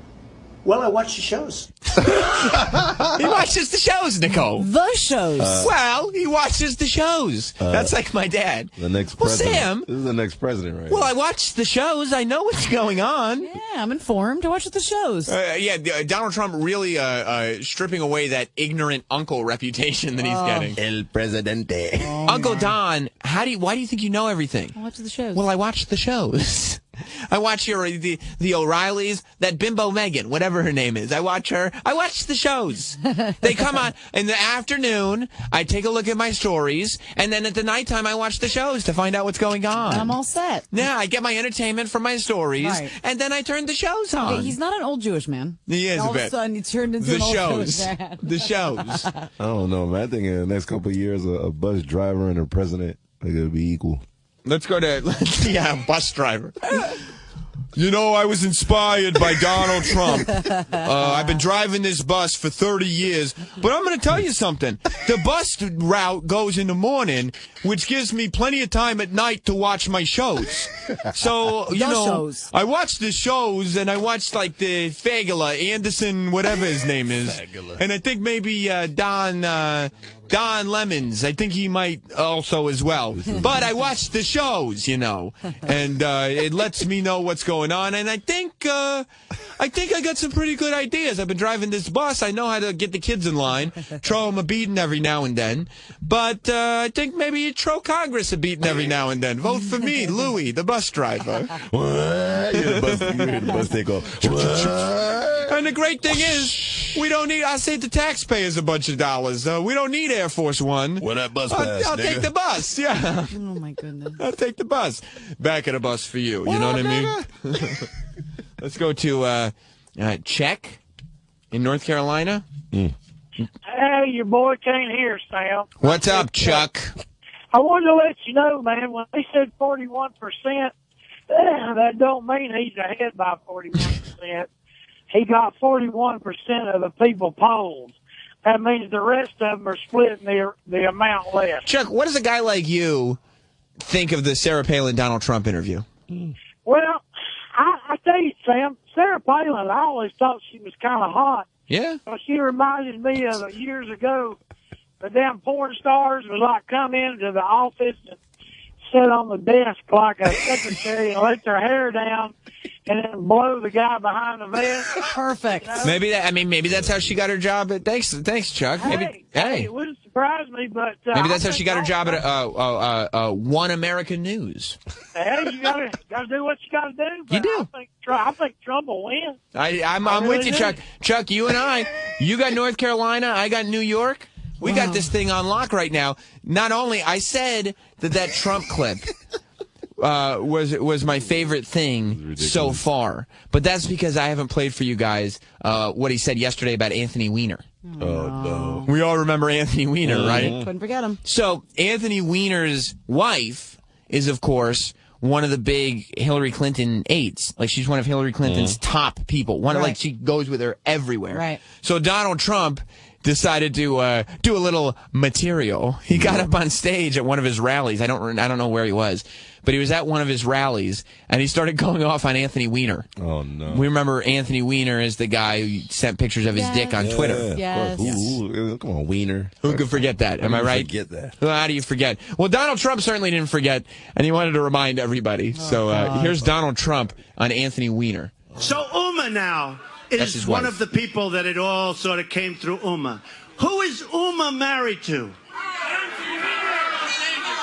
So he's talking about the emails, the Hillary Clinton emails, the scandal where Hillary was not using the government email server, so possibly classified emails going through a personal email server. Right. Uma, Anthony Weiner, I guess Uma Weiner, I don't know. Is that her name? That's a terrible name. Uma Weiner. Oh. Uma is now one of Hillary Clinton's people, so he's saying that the emails obviously, went to Uma, right? So Anthony Weiner gets brought into question. So Uma now is one of the people that it all sort of came through Uma.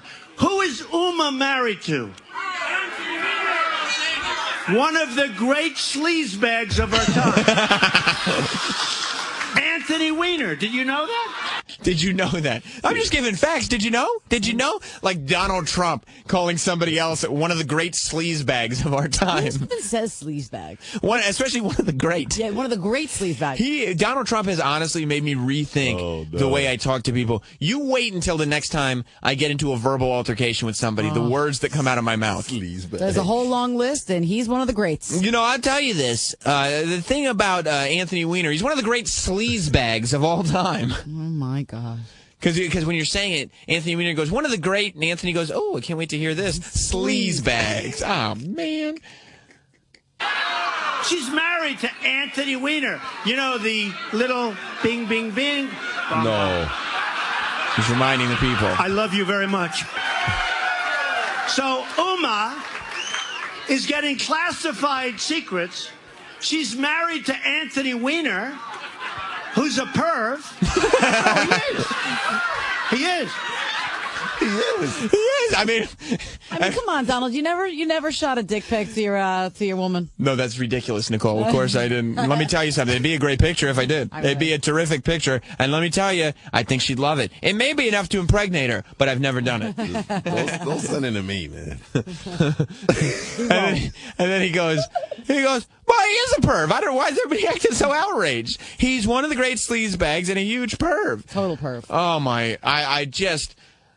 I fall more madly in love with Donald Trump every day. Do you? How do you not appreciate that guy? If you met him, if he walked into the room, what's the first thing that you would do? Would you hug him? Would you just would you just jump into his arms? Donald Trump walked into this room, I would maintain my composure. You would? I would. But I'd say, well, let me tell you something.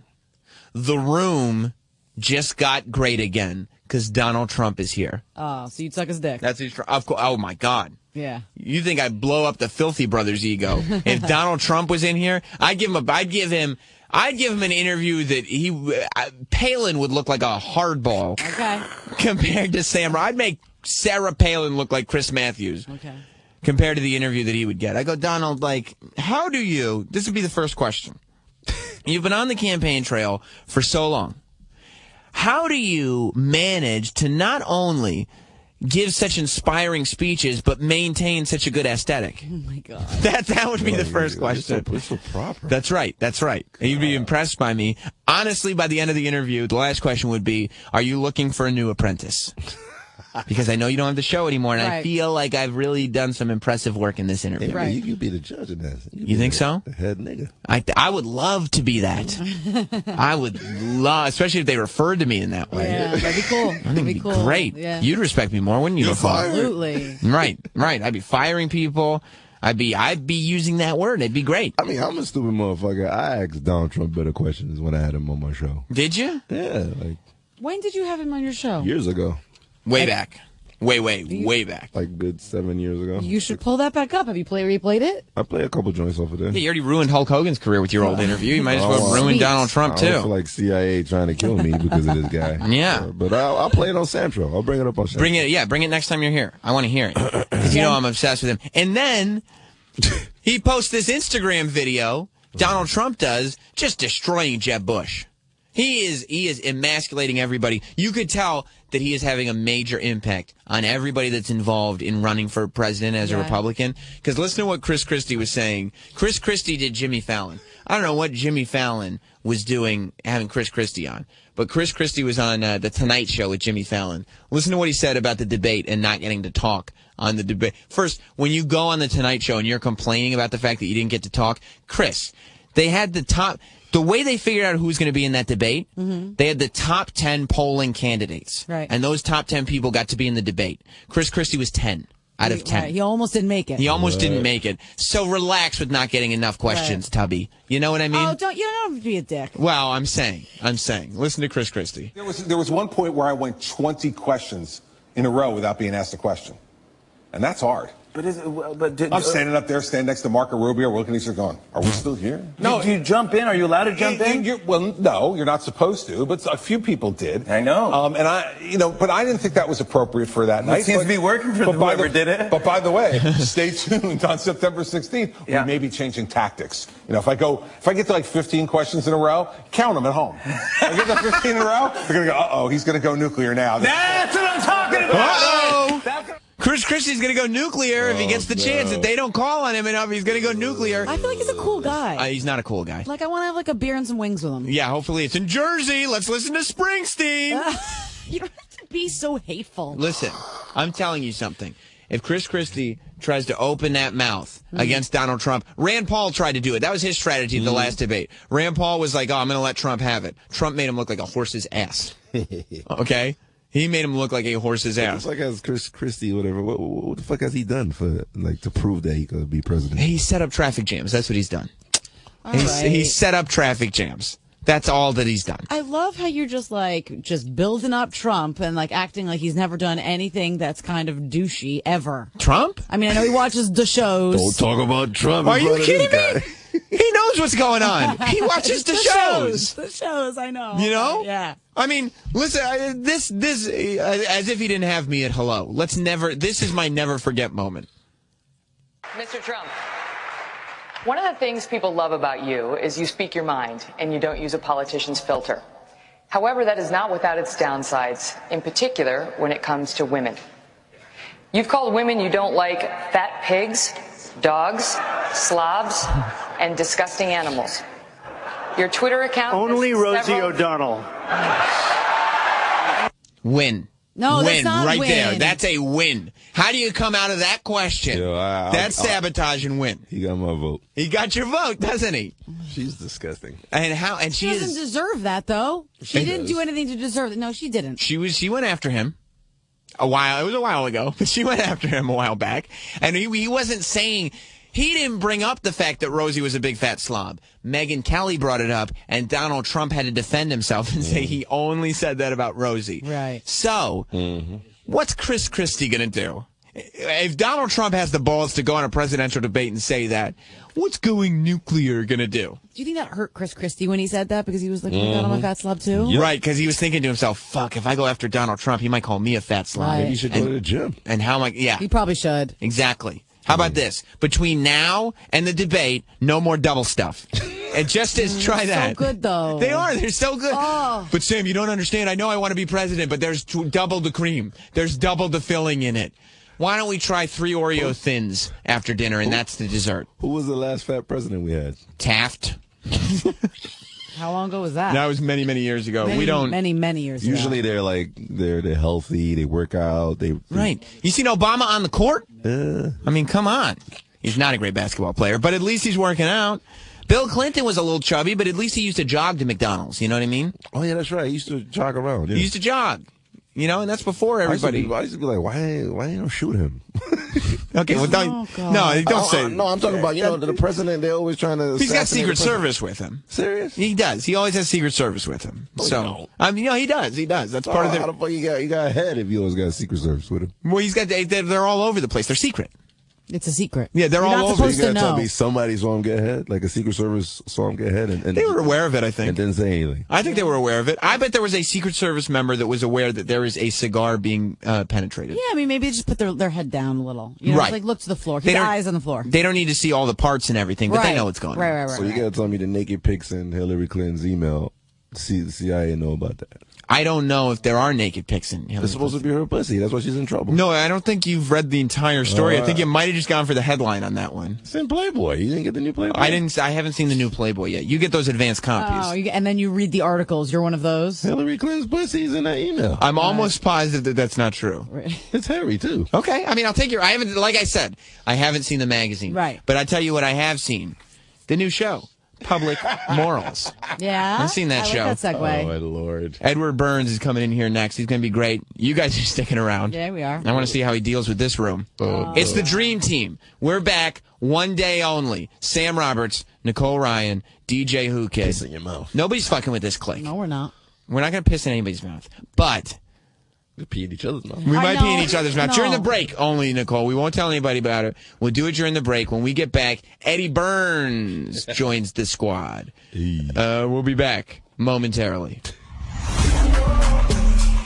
Sam Roberts Show will continue next.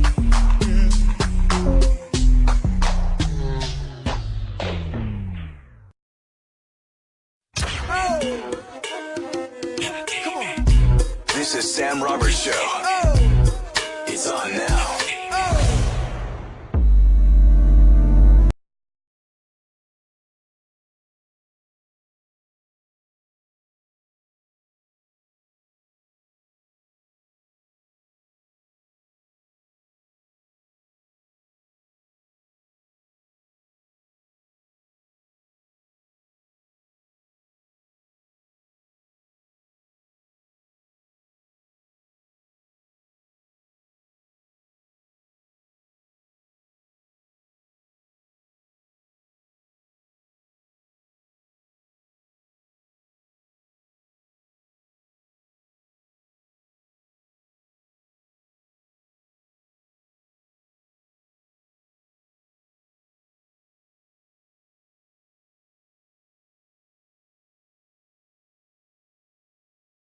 And DJ Whoo Kid, the original three. Yeah. A triple threat, as it were. And I'm going to tell you this. On some level, although, this is, the original three. You remember when we got into an argument, it was me, you, and Katie Linendahl about Song of the Summer. Oh, God. And I said. You did. And Nicole, I told you, too. God. I said this would be the Song of the Summer. And then Tom Cruise said it was the Song of the Summer. And then you watched the VMAs last weekend, and you tell me that this song was not the Song of the Summer. DJ Whoo Kid, you are a DJ. What was the Song of the Summer? It's September 1st. What was the Song of the Summer? The Weeknd. How does he do it every time? This Sam Roberts, he can't help but call him. All I do is call hits.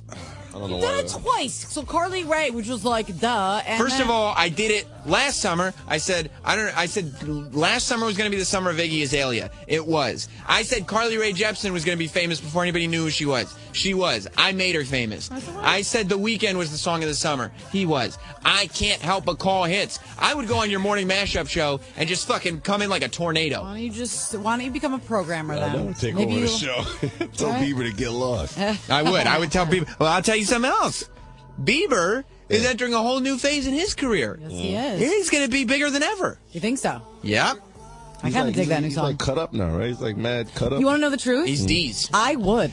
I don't care that it's Bieber. I totally would. You would. Uh-huh. I mean, Nicole, your reputation, though, is such that that's not... No, that's not true. It's nothing to do with that. Oh. There's something about him that's, like, very charming, and I just would for novelty. And just be like, yeah. I'm assuming your husband's not listening right now. It's really He knows. gross. I told him. Yeah, That's gross. It's not gross. You know what? I bet pretty if bad. you interviewed him, you would, too. I mean, you know what happened, though? I was watching... I would. You would. You think so? Yeah. He does have an effeminate quality about him. No. He's just... He does look kind of girly. He does. You know what I mean? You know, he he looks like that. What's her face from Orange Is the New Black, Ruby Rose. Yeah. Well, that's you're not who, the first person to make that comparison. That's who he looks like, and she's hot. So She's hot. She's hot. I'll tell you this though.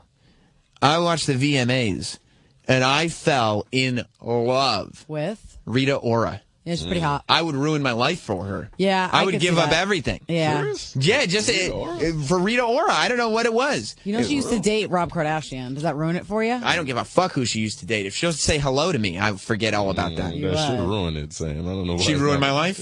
I mean, No, that should ruin it. Oh, that should.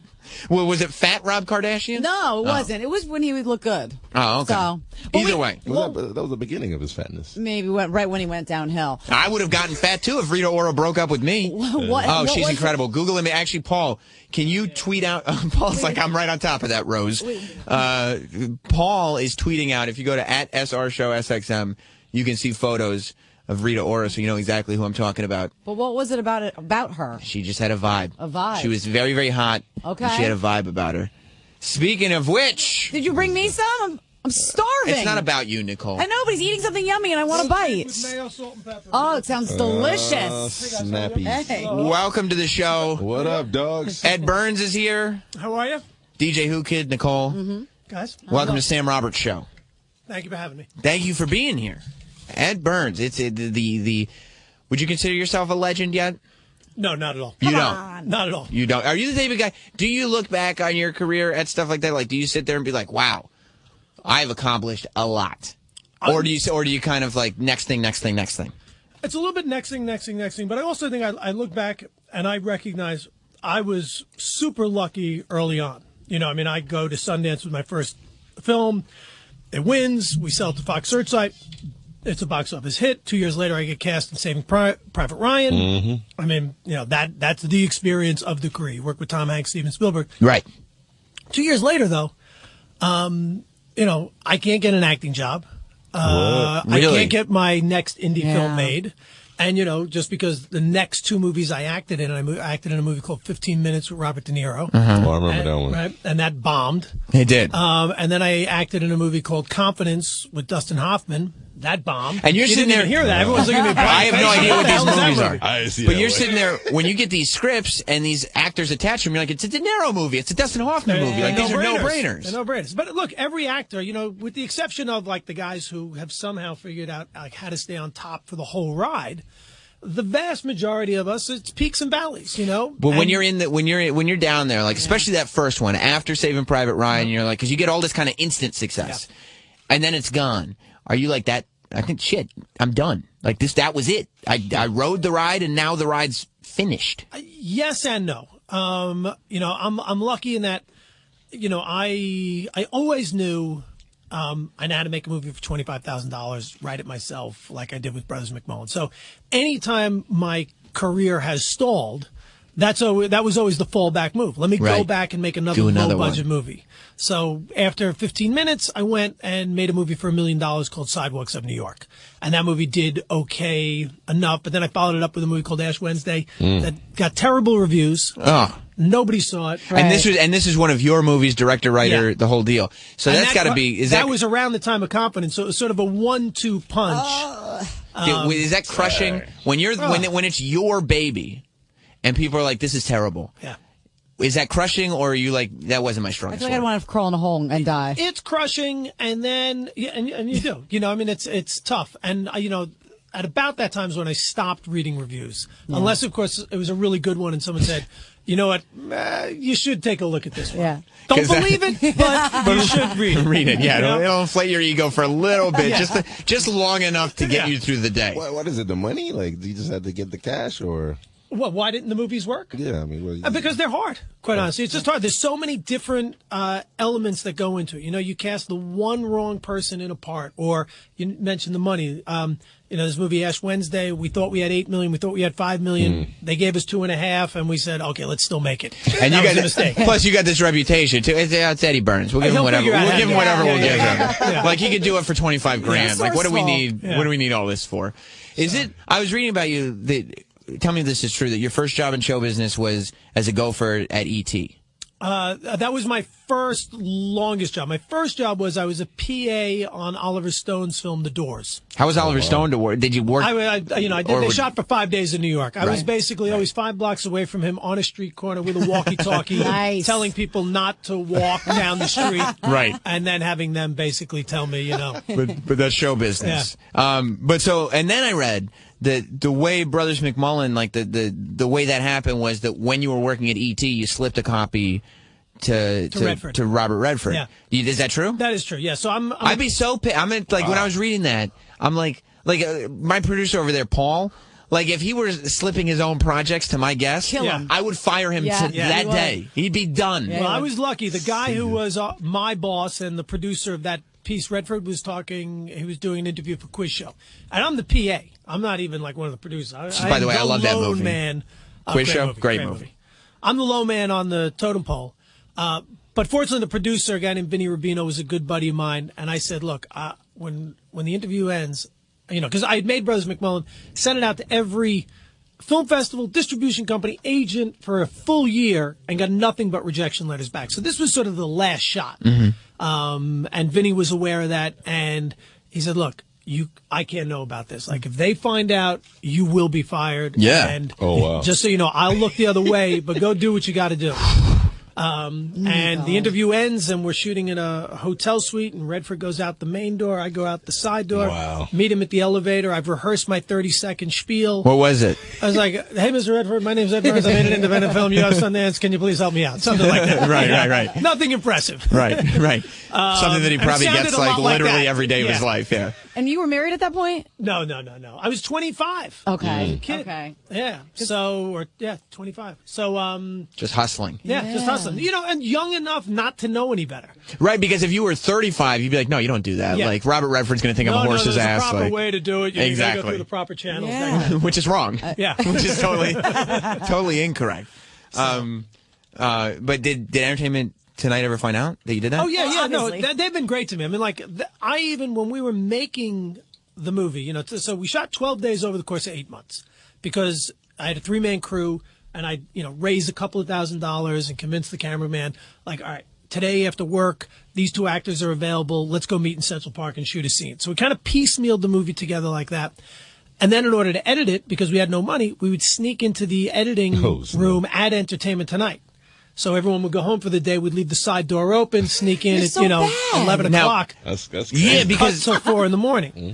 Yeah, I would not have you on my team. Young Edward Burns would not be on part of the Sam Roberts team. There's a little self-interest going on there. We're not brand focused. Yeah. I was definitely not a great PA. No. I was there for 4 years, which they said was 3.5 years too long. Yeah. So, but anyhow, then when the movie was successful and I told the ET stories, fortunately for me, they embraced the story. Yeah. So when you get and I've seen, like, since then, you've done movies for less than $25,000, right? Like I did one that we got in the can for $9,000. $9,000 to make a movie. Yeah, I could almost afford that. It was $125.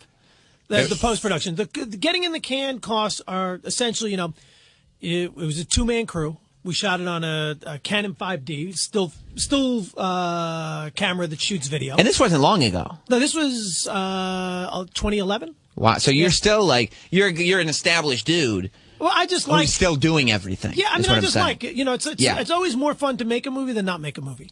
Right, you know what right. I mean? I could be sitting at home, but I wouldn't be making a movie. But so when you're trying to get the big movie made and you can't, and what typically happens is you write that script and you send it out to Hollywood, and you're either going to try and wait for an answer from a studio, or are we going to make an offer to that big movie star?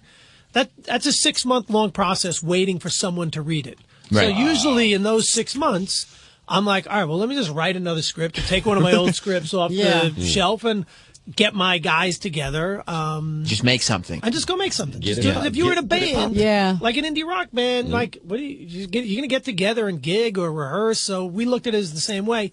And with our crew, we basically, everybody worked for free, but we all owned a piece of the movie, and the actors included. So if the thing turned out to be successful, you got a little bit of money, but if you didn't, we had a good, 12 days. You don't seem like a terribly patient guy, but that seems to have worked out for you. I'm not, and it's probably been to my detriment at times. Okay. Like that movie I said that we made for $2.5. Right. I probably should have showed some patience. Okay. Found the other $7 million or whatever it was. Well, fuck it. Let's just get it done then. Let's just get it done.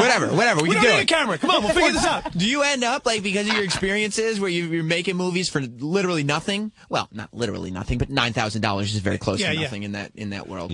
Do you get on bigger movie sets being like, guys, we could be doing this a lot cheaper? What are you doing? I wouldn't say we could be doing it cheaper, but I would say there is a more efficient way to make it through the day. Right. We are pissing away an awful lot of money by doing things that you don't need to do. Right. And that, it absolutely served me well when making this show because, we had a nice budget for a television show. And a nice budget compared to what I had been working with in the indie film world. But trying to recreate, early 1960s New York, we didn't have a feature film budget. And it doesn't look like a low budget show. And it's not a low. It's a regular budget show. Right. But if it was a feature, it would be $70 million. Right. And what we did was well, we know how to make indie films, so I wouldn't even say it's about cutting corners. It's just not being stupid with the money. Well, I was sitting there, and the show is Public Morals. It's on TNT. If you haven't seen it yet, it's on tonight. I was at 10. Yeah. I was watching. The first 4 episodes are available on demand if you want to binge. Nice. Right. Catch up, yeah. That's what I love. Or, if you just want to see, do I even like this show, you can watch the first 4 right there. First 4, yeah. I was sitting there, and I watched it before I read about it at all. And so I was like, somebody like you, this is probably a relief because I'm watching it going, he must just be acting. And so this is probably all he has to do is go on, he does his part, and he goes home. And then I start reading about it, and I go, no, this is an Edward Burns project. Yeah. He's got the writer, director, producer, executive producer. He's got everything involved. So is this another thing? Did they come to you and say, we want you to create something? Did they say, we've got this idea, we want you to put your stamp on it? No, they came to me and asked me if I was interested in doing a television show. And at the time, I wasn't. I didn't have a TV idea just because I hadn't given it any thought. But I did have, I mentioned before, some of those unproduced screenplays that have been sitting on the shelf, things I couldn't get made. I had 4 scripts that had to do with Hell's Kitchen Irish gangsters. Mm-hmm. Because my great-grandfather, we found these great old photographs of him on a roof of his tenement in Hell's Kitchen with his champion pit bull that he used to fight. Wow. So and the pictures are crazy. And when I saw this, I was like, all right, what is the history here? Couldn't really find out anything about him. But I became obsessed with sort of Hell's Kitchen and the gangster lore. Yeah. Right. So I wrote a turn of the century script. I wrote a Prohibition era script, a 1980s script. Couldn't get any of them made. So that was one passion project. The other one was my old man is a retired New York City cop. And on the set of Private Ryan, my dad and my uncle, who's also a retired cop, met Steven, and they were telling him some stories about old New York. And he said, Steven Spielberg, he said... I was about to say, Spielberg, for those of you that didn't catch that. You're not quite as business as some of the rest of us are. Spielberg is who Ed and I are talking about, but go on. He said, you got to make a movie about, like, those stories. I said, well, I have this idea about like a Irish-American Godfather, which is like, multi-generational family saga dressed up in police clothes. And he said, I love it. And DreamWorks then hired me to write that script. Mm-hmm. Couldn't get that one made. Right. So after TNT says, if I'm interested, it's like, so all that time you spend writing where when you're in the valley as opposed to the peaks, it's Sure. like, and it feels like, oh man, I'm just spinning my wheels here. I was able to not go back and, use those scripts, but the ideas that I was playing with in those scripts, I came up with an idea where I'll do 2 Hell's Kitchen Irish families. One of the gangsters, right? One of the cops. They're connected by marriage. Oh, wow. And that's kind of where I started. And Michael Rappaport is like perfect for this show, and he's great. What's he like on set? Because I've had him in here before. Yeah. Obviously, I've never known him on a set, but I've had him in here, and like he's one of the easiest interviews you'll ever have because you just throw a topic. He's the most opinionated guy that there's ever been. He's perfect for radio. Yeah. But what's he like on set? Is he all business, or is he just like as soon as the camera's off, he's like, you know what? These fucking Knicks, they don't know what they're. Well, we spent a lot of time talking about the Knicks. Yeah. It's good. I'm a Knicks fan, so almost all of us were pretty diehard, and we were shooting during last season. So it was tough. Hopefully, when we're shooting season 2, we're going to be talking playoffs. More torture. But no, Michael, he is that guy, but he's also just a super professional actor. And when you see where his character goes this season, it breaks your heart. Yeah. And he's terrific. I got lucky. You make a show in New York, you can just pull from this giant, great resource of great actors like Dennehy, Tim Hutton, Kevin Corrigan, but then all these unknown New York kids who like, doing their off-Broadway plays, just hoping for the break. We got 12 kids in the show, or kids, they're in their 20s and 30s, but that are phenomenal. They're it's like, yeah, but they're going to get their own shows. I know it's like, of course you're going to get see them and says, hey, you can have your own show, and then I lose them. I'll tell you why they're going to get their own shows, because behind your back, they're shopping their own tapes around to everybody who's around the set. No, he'll be fine with it. He did it. He's not going to complain about us. You got Rappaport who's overly informative, and he's so New York. Yeah. You can't He's not the man. tell him anything. He's the man. I actually shot a pilot with him for No, you something. didn't. Yes, I did a while ago, and he started. What was the pilot?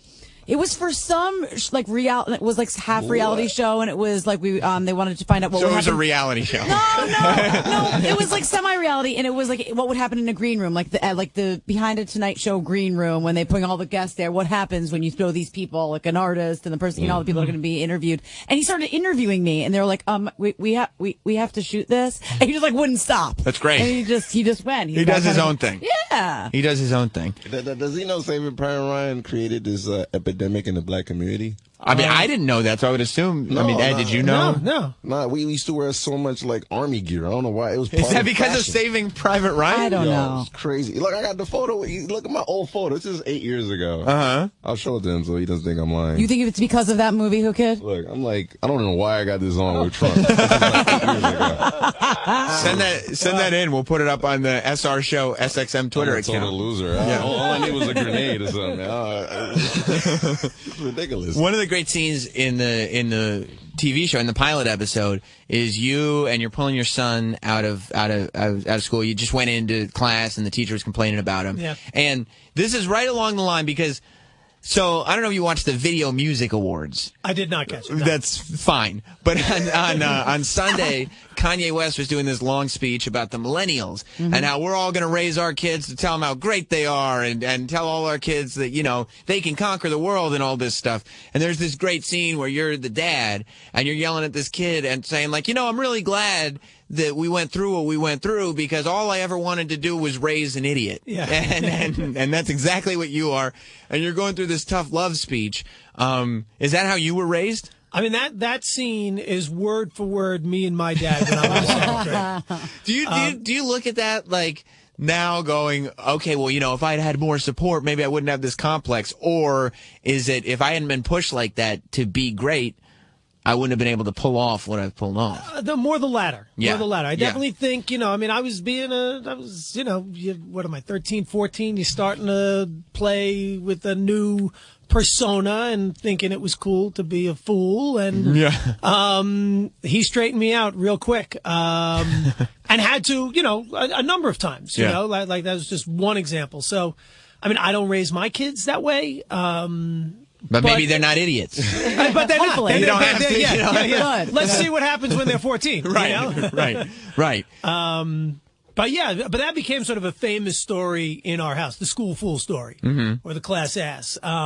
So when I write that into the pilot, I give the script to my dad, and of course he thinks it's hysterical. This character, he's hilarious. I don't know where he gets this stuff from. Guy. But he goes, you're missing the most important scene. Of course, as the kid, you only remember when you got dressed down. Right. You don't remember the last scene where it's like the life lesson part. Like, all right, buddy, there's a fork in the road. When are you going to put being an asshole behind you and be a good kid? This is going to be so frustrating as a parent, though. Wait. The only part he retained is when I called him an idiot. Like the whole moral of the thing was at the end. You're like, I don't remember that happening, but if you say so. Yeah. So when he did that, I was like, oh yeah, of course. And then I wrote the version of that. Yeah. When you're writing, because like you going through and you talking to me just now about all these scripts that have gotten turned down. Like, I can't imagine. I've tried to write things before, especially like long things like scripts, and I'm all about the very beginning. But then within the first 10 pages, all I want to do is rush till the end because I know what the end is. That whole middle part, I've never been able to do anything like it, especially coming from your world where people are rejecting you. Yeah. Like for me, I feel like if I was getting, okay, this one didn't work. Okay, well, let me try to write this. Let me try to write that. Like once I had a couple that didn't work, I would just be convincing myself I'm not good at telling stories. Yeah. like how do you get past that sort of mental block? And like, how do you flesh this thing out? Yeah. So I guess two things. One is, I got lucky. Had I never sold a script and none of them worked, then I maybe would have gotten to a place like, I don't know how to tell a story. Right. But that was, McMullen was my 7th script. Wow. And, part of it is, they say, you really have to learn how to tell a story. Right. And those, that first script I wrote, I thought it was brilliant. I couldn't believe when nobody wanted to make it. This doesn't make sense to me. Yeah. And then, I had to, at a certain point, I was like, all right, well, maybe I'm not good at this. Maybe I got to take one more film class. Maybe I got to study screenwriting a little bit more. Right. And I did, and I became a better screenwriter. And then later in my career, during another one of those moments where a couple of films really bombed, I had gotten away from some of the practices that I had used where, where I used to outline. They say some people don't believe in it. I found it very helpful for me because it also helps with the thing you were talking about. I got my beginning, I got my end. Before I start writing and get frustrated, let me just try and figure out how I'm going to fill out that middle section. Right. Which is, by the way, an hour and 45 minutes of the 2-hour movie. Yeah. But what you can do is you can say, you know what, my first draft, it's going to be 30 pages. That's it. I know my beginning's great. I know my end is great. I'm going to just do a quick little terrible version of the second act or the middle of it. And then just write that. And then, as you're walking around on the subway or whatever, you're like, oh, okay, I got a good idea of how to link maybe this to that. And then you go back and you say, oh, I got another 10 pages. And then you can sort of build it out that way. Because a thing that happens, I think, with a lot of screenwriters is they get paralyzed by that moment of, I don't know where to go next. Right. And that's fine.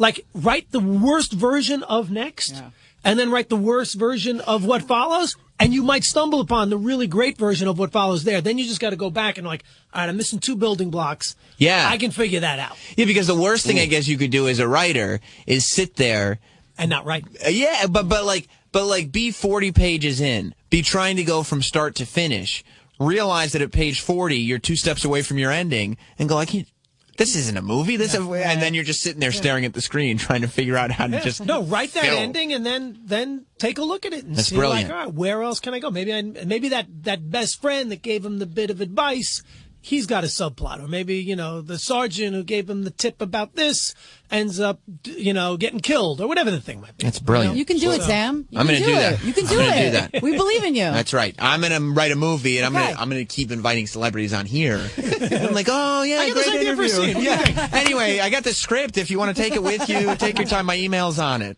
You rather get tortured by mental block, or you don't have a team of writers that you hang with that can help you, or No, you know, I mean, I That's have a good point. Who could make some friends? That's what I got to learn how to do. that's the people I know. There's like 6 writers. They all get together and help each other. Talking about rappers. I don't. I have my one like producing partner. Yeah. Who's the guy that I'll like bounce ideas off of. A guy named Aaron Lubin, we've been doing like 7 movies together, and was great on this show. But I don't get writer's block. That said, if I don't know where to go, kind of like the thing I was saying, just plow through it. I compare it to like I don't know, if you're a songwriter or something. Like, right. You noodle around on the guitar with the tape recorder going, hoping you stumble upon, you know, a melody that's interesting. But you don't stop there, like, stuck on the G chord, like, I don't know what chord to go to next. Screw it. I'm putting down the guitar. I'm done. I can't write a song. Peace. You play with it. So screenwriting or any kind of writing, I think you approach it the same way, because you don't have to show it to anybody. If it's terrible, who cares? Throw it in the trash. Do you ever let your wifey look over a script, and will she be honest and be like, honey, this is shit? Oh, yeah. This is total shit. She's always been the one who reads the female characters. Like, all right, woman is ever going to say that. All right. Yeah. Well, why does she sound like a guy? Okay. You know, like. I'm glad you brought that up, because we were talking about confidence. And I would have to imagine when you find out that you can get Christy Turlington to fall in love with you, not date you, not sleep with you, but be in love with you. At that point, you're like, no, I'm pretty sure I got some shit going on here, because she can kind of do whatever she wants. It was a long haul. Yeah. That was not an easy sell. It's all right. The long game is where it counts. Yeah. It's where it counts. No, trust me, you'll figure out that I'm brilliant eventually. It'll come. We'll get there. We'll get there. Not based on this screenplay, though. No. It's not this screenplay, but trust me. Yeah. The ideas will come. Well, it's like the new show? I loves it. Yeah. I'm sure. Yeah, I mean, she's been hearing me talk about, these kind of stories for so long. You know, I'm a bit of a, like, New York history buff, so I'm always walking around. Oh, look at that building. That's where this happened. Or on this block, this happened. Or in this neighborhood, that happened. And the show is just like me pulling from like 100 years of New York City history and kind of repurposing it for this story. And then also like all these references to all the great movies that I saw in film school that made me want to make movies, you know, whether it's Mean Streets or The Hustler or Midnight Cowboy. So, you know, we would freeze frame images from those movies and blow them up and then say, all right, let's recreate the pool hall from The Hustler. Yeah, and you know what? I'm glad you said it, because I was just about to say, you know, as we're wrapping up, everybody should check out the show. It's Public Morals. It's on tonight at 10 p.m. on TNT, and you can watch the first 4 episodes online if you want to give it a shot or you just want to binge it. But as I was watching it, it completely struck me. Number one, it's a cool show because it's old school New York. It's New York in the 60s, but it's also not kind of boring, gray, inside of dark buildings and stuff. There's so much going on visually. There's so many different settings and colors and all kinds of stuff. It's just an exciting show to look at, even though it's telling the story of real guys. Yeah. Like it's not sort of these over the top characters. I mean, they are, but they're real dudes. Yeah. But I don't know, everything, the scenery around them is. Well, I mean, we like exciting. Every filmmaker, like we studied Scorsese, and it was Yes. like, all right, like it's got to be fun. There's got to be cool music. Get that camera moving, And it does. and no heaviosity with the gangsters. It's like they're loving their life. Like let's see that fun side until somebody gets whacked. Right, but it does, but it moves like that. Like that's how you want it to move. Well, like that's the what way we were like, let's emulate the best. Let's go for it. you know? Excellent. Is there an unedited version? No, basically we've been able Like to a hard version. Like, we're basically allowed to do everything but drop F-bombs and have full frontal. There you go. I mean, it's amazing. Yeah. How am I going to watch You can't that? curse. You can't say, the F word, but like violence, Yeah. Okay. go for it. Yeah. shoot your face off. Right. Yeah, Right. yeah, which we right. do. Perfect. We're in. But I mean, the pilot starts with a prostitution scene, so. Oh wow. So Check it out. Some moisture in the beginning. Oh, good Lord. Edward Burns, man, thank you for hanging out. Thank you. Yeah, fun show. Check out the show, Public Morals, tonight at 10 p.m. on TNT. We'll be right back with a little bit more Sam Roberts show. Thanks, man. Cool, guys. Thank you. Thank you. Sam Roberts Show will continue next.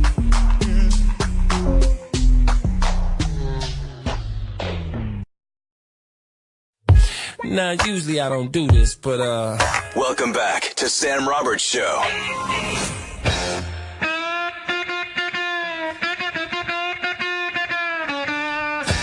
Great guy, that Ed Burns, huh? Love him. Welcome back to Sam Roberts Show. Cool guy, man. He's Handsome. So nice. All right, guys, Sexy. relax. He's not that great. It's like nice. I've been here the whole show. Huh? I've been here the whole show. You guys don't need to suck his dick the whole time. No, I mean, he's nice. He's a nice guy. Right. By the way, a nice sweater, too. Wanted to He wasn't wearing a sweater? He had a nice one with him, though. Oh, the publicist? No. I was just talking about his sweater. You would talk about his sweater. Faggot. I'm sorry. Come on. Ew. For the 80s. That was such a girl thing to... Hey, come on. Oh, come on. Come on. You can think of other words to use besides that one. Thanks. Give me another word, please. Give me another one. Sissy boy. Yeah. All right, sissy boy. Listen. Fruit pop. Before Nicole turns the entire audience against her. Shut up. I've already done that. I want to just come back for a couple minutes because it's still got a bunch of stuff going on the show this week. You do. The hot dog muffins are coming in tomorrow. You can't be serious. Are you around tomorrow? I could be around tomorrow. I met, and if you saw it on my Instagram earlier this week, I was on the Lower East Side with Troy. Hot dog muffins. That's the name of the group? And no, they're not even a group. They're performance artists. And they're these like cute Asian chicks that wear like tight like wife beaters and red short shorts, and they walk around with a hot dog cart and they just pose in front of shit. And they're very, very strange. Okay. Very strange. You got them coming up here? I got them coming up here. Yeah. Well, and they fall into the category of me meeting interesting people on the street and having them come upstairs. Yeah. This week is going to be my street people week. What the? So the hot dog muffins are coming up here on Wednesday. Oh my God. Well, I'll be there. I'll probably go fuck one of them. No. Yeah, you should try. That's what I'm saying. You should come. I'm trying to fuck one. And see if you can have sex with one of them. Of course, Nicole, you know you're always welcome. I'm not You excluding watch you me from too. anything. I mean, No, thank you. I also want you both to know, speaking of my street friends, the Filthy Brothers are booked for Thursday. I'm not coming. I'm those definitely two not tall coming. niggas? The two tall guys. Two tall niggas. From the ones from Ice-T's big hit show. They'll be up here. I've got a lot of questions for them. They got like 1,000 photos of us on Well, Twitter. earlier today, Whoo Kid, I don't know if you know this, but earlier today they were tweeting out photos that said, "This is us, the Filthy Brothers, on Shade 45," and it was a photo of them in my studio. Are you serious? I'm not kidding. Well, you have to call them out for that. I'll probably ask them That's about a lie. it. It is a lie. It Are is you gonna have 100% real a beats this time, fabrication. Or you gonna have fucking cat? What you play? I played the Rugrats theme song. Oh my God. I played the Rugrats song. We're going to get into that. And then on Friday, another old friend, Mary Jean, is going to be up here. Oh, no. Mary Jean, last time she came up here, Whoo Kid, you weren't here. She was crawling across this console. Listen to her. This is the last time she was up here, crawling across the console, trying to get her hands on me. Oh. Listen. But I need to have some kind of mental thing going on because I need to maintain my position of power, too. Okay. You have, like you're big thick. Well, I mean, that's what I'm saying. You know. No. You stay right there. You stay right there. We're going to go to a phone call. She's attacking me. She's attacking me. Get out of here. Get out of here. She's attacking me. Oh, my God. I'm so happy for you. Listen, you've completely lost control, Mary Jean. I just want to grab your big dick. I understand, but you have to contain your excitement here. I get it. She was a little out of control. She was also topless the whole time she was doing that. Oh, my God. Was she talking about her nip house? Nip house, yeah. So she was a little out of control. She'll be here on Friday, so a lot going on the show this week. Or her pussy's going to be here? Okay. I think her pussy's coming first. Okay. And then she'll be in towards the end of the show. Are you going to interview the pussy? I don't know. Nicole? Well, he might have to ease into that one. Well, as I said. I know the feeling. That's the one thing about the Dream Team. The two of you are invited here anytime. Thank you, know, Sam. Thank you. What'd you say? Well, you're going to post what? The picture of them in, quote, Shade 45. Yes, retweet them. If you go to If we can't retweet, we have to screen. We'll screen cap it then. If you go to SR Show SXM on Twitter, follow that account, you'll be able to see the Filthy Brothers claiming they're in Shade 45 when they're very obviously in a studio that says the words Opie Radio on it. Which would be my studio. So definitely check that out on SR Show SXM. Paul, as you're tweeting that out for the fine people, much happened on today's show. The old gang was back together, the dream team as it were, DJ Whoo Kid, Nicole Ryan, and yours truly. You know, sometimes we get carried away with ourselves. So I want to know, Paul, what happened on today's show? Why don't you supply us with the list? The lowdown. It's not the lowdown, it's the list. Oh, I'm sorry. It was all small for Sam. Giant shirts and tight pants equal Moses gear. Bad day when Nicole corrects you on grammar. Grammar. We are the first show to endorse Trump. Yep. Whoo Kid is made a sodomite. Nicole had sex on a rock and Matt is listening. That's Bear right. Grylls It's her drinks husband. piss and jumps in quicksand. Creaks before piss. Nicole doesn't take it in the brownie. 100% of homeless people are using money for drugs. Nicole would agree to that. There's a fruit snack pimp. You can't be a speciest. A turkey has worn jeans. Sam is a scorpion. There's a food chain, and Sam is on top of it. Save a little piss for Bob, Nicole. Chris the teacher's kid learned a new word. Yeah, he did. Anthony Weiner is one of the greatest sleazebags of our time. It's Harry, too. Sam calls hits and will... Sam calls the hits and will make you famous. What? Watch Public Morals, and Street People Week starts tomorrow. There it is. Street People Week starts tomorrow. Street People Week. Mr. Electricity. And it looks like, yes, people are still getting blocked by the Filthy Brothers. Incredible. No. Incredible. They'll be here on Thursday. Tomorrow we've got the hot dog muffins. Oh, it's going to be an insane week. my God, I can't wait. If you want to follow DJ Whoo Kid on Twitter, it's DJ Whoo Kid. On Instagram, it's just Whoo Kid. Yes. Follow Nicole at Mashup Nicole on Twitter and Instagram. I may come tomorrow. I hope you're going to be here. So you're just looking for that. Those I girls. want to get some pussy. Yeah, Let's I know. find out. Only way to find I out. want to come for your show. But it's not about the pussy all the time. if there's some pussy, But yeah, it's a benefit. Yeah. We'll find out. Only way to find out if that happens tomorrow is to listen. 12 p.m. Eastern. Be there. Goodbye.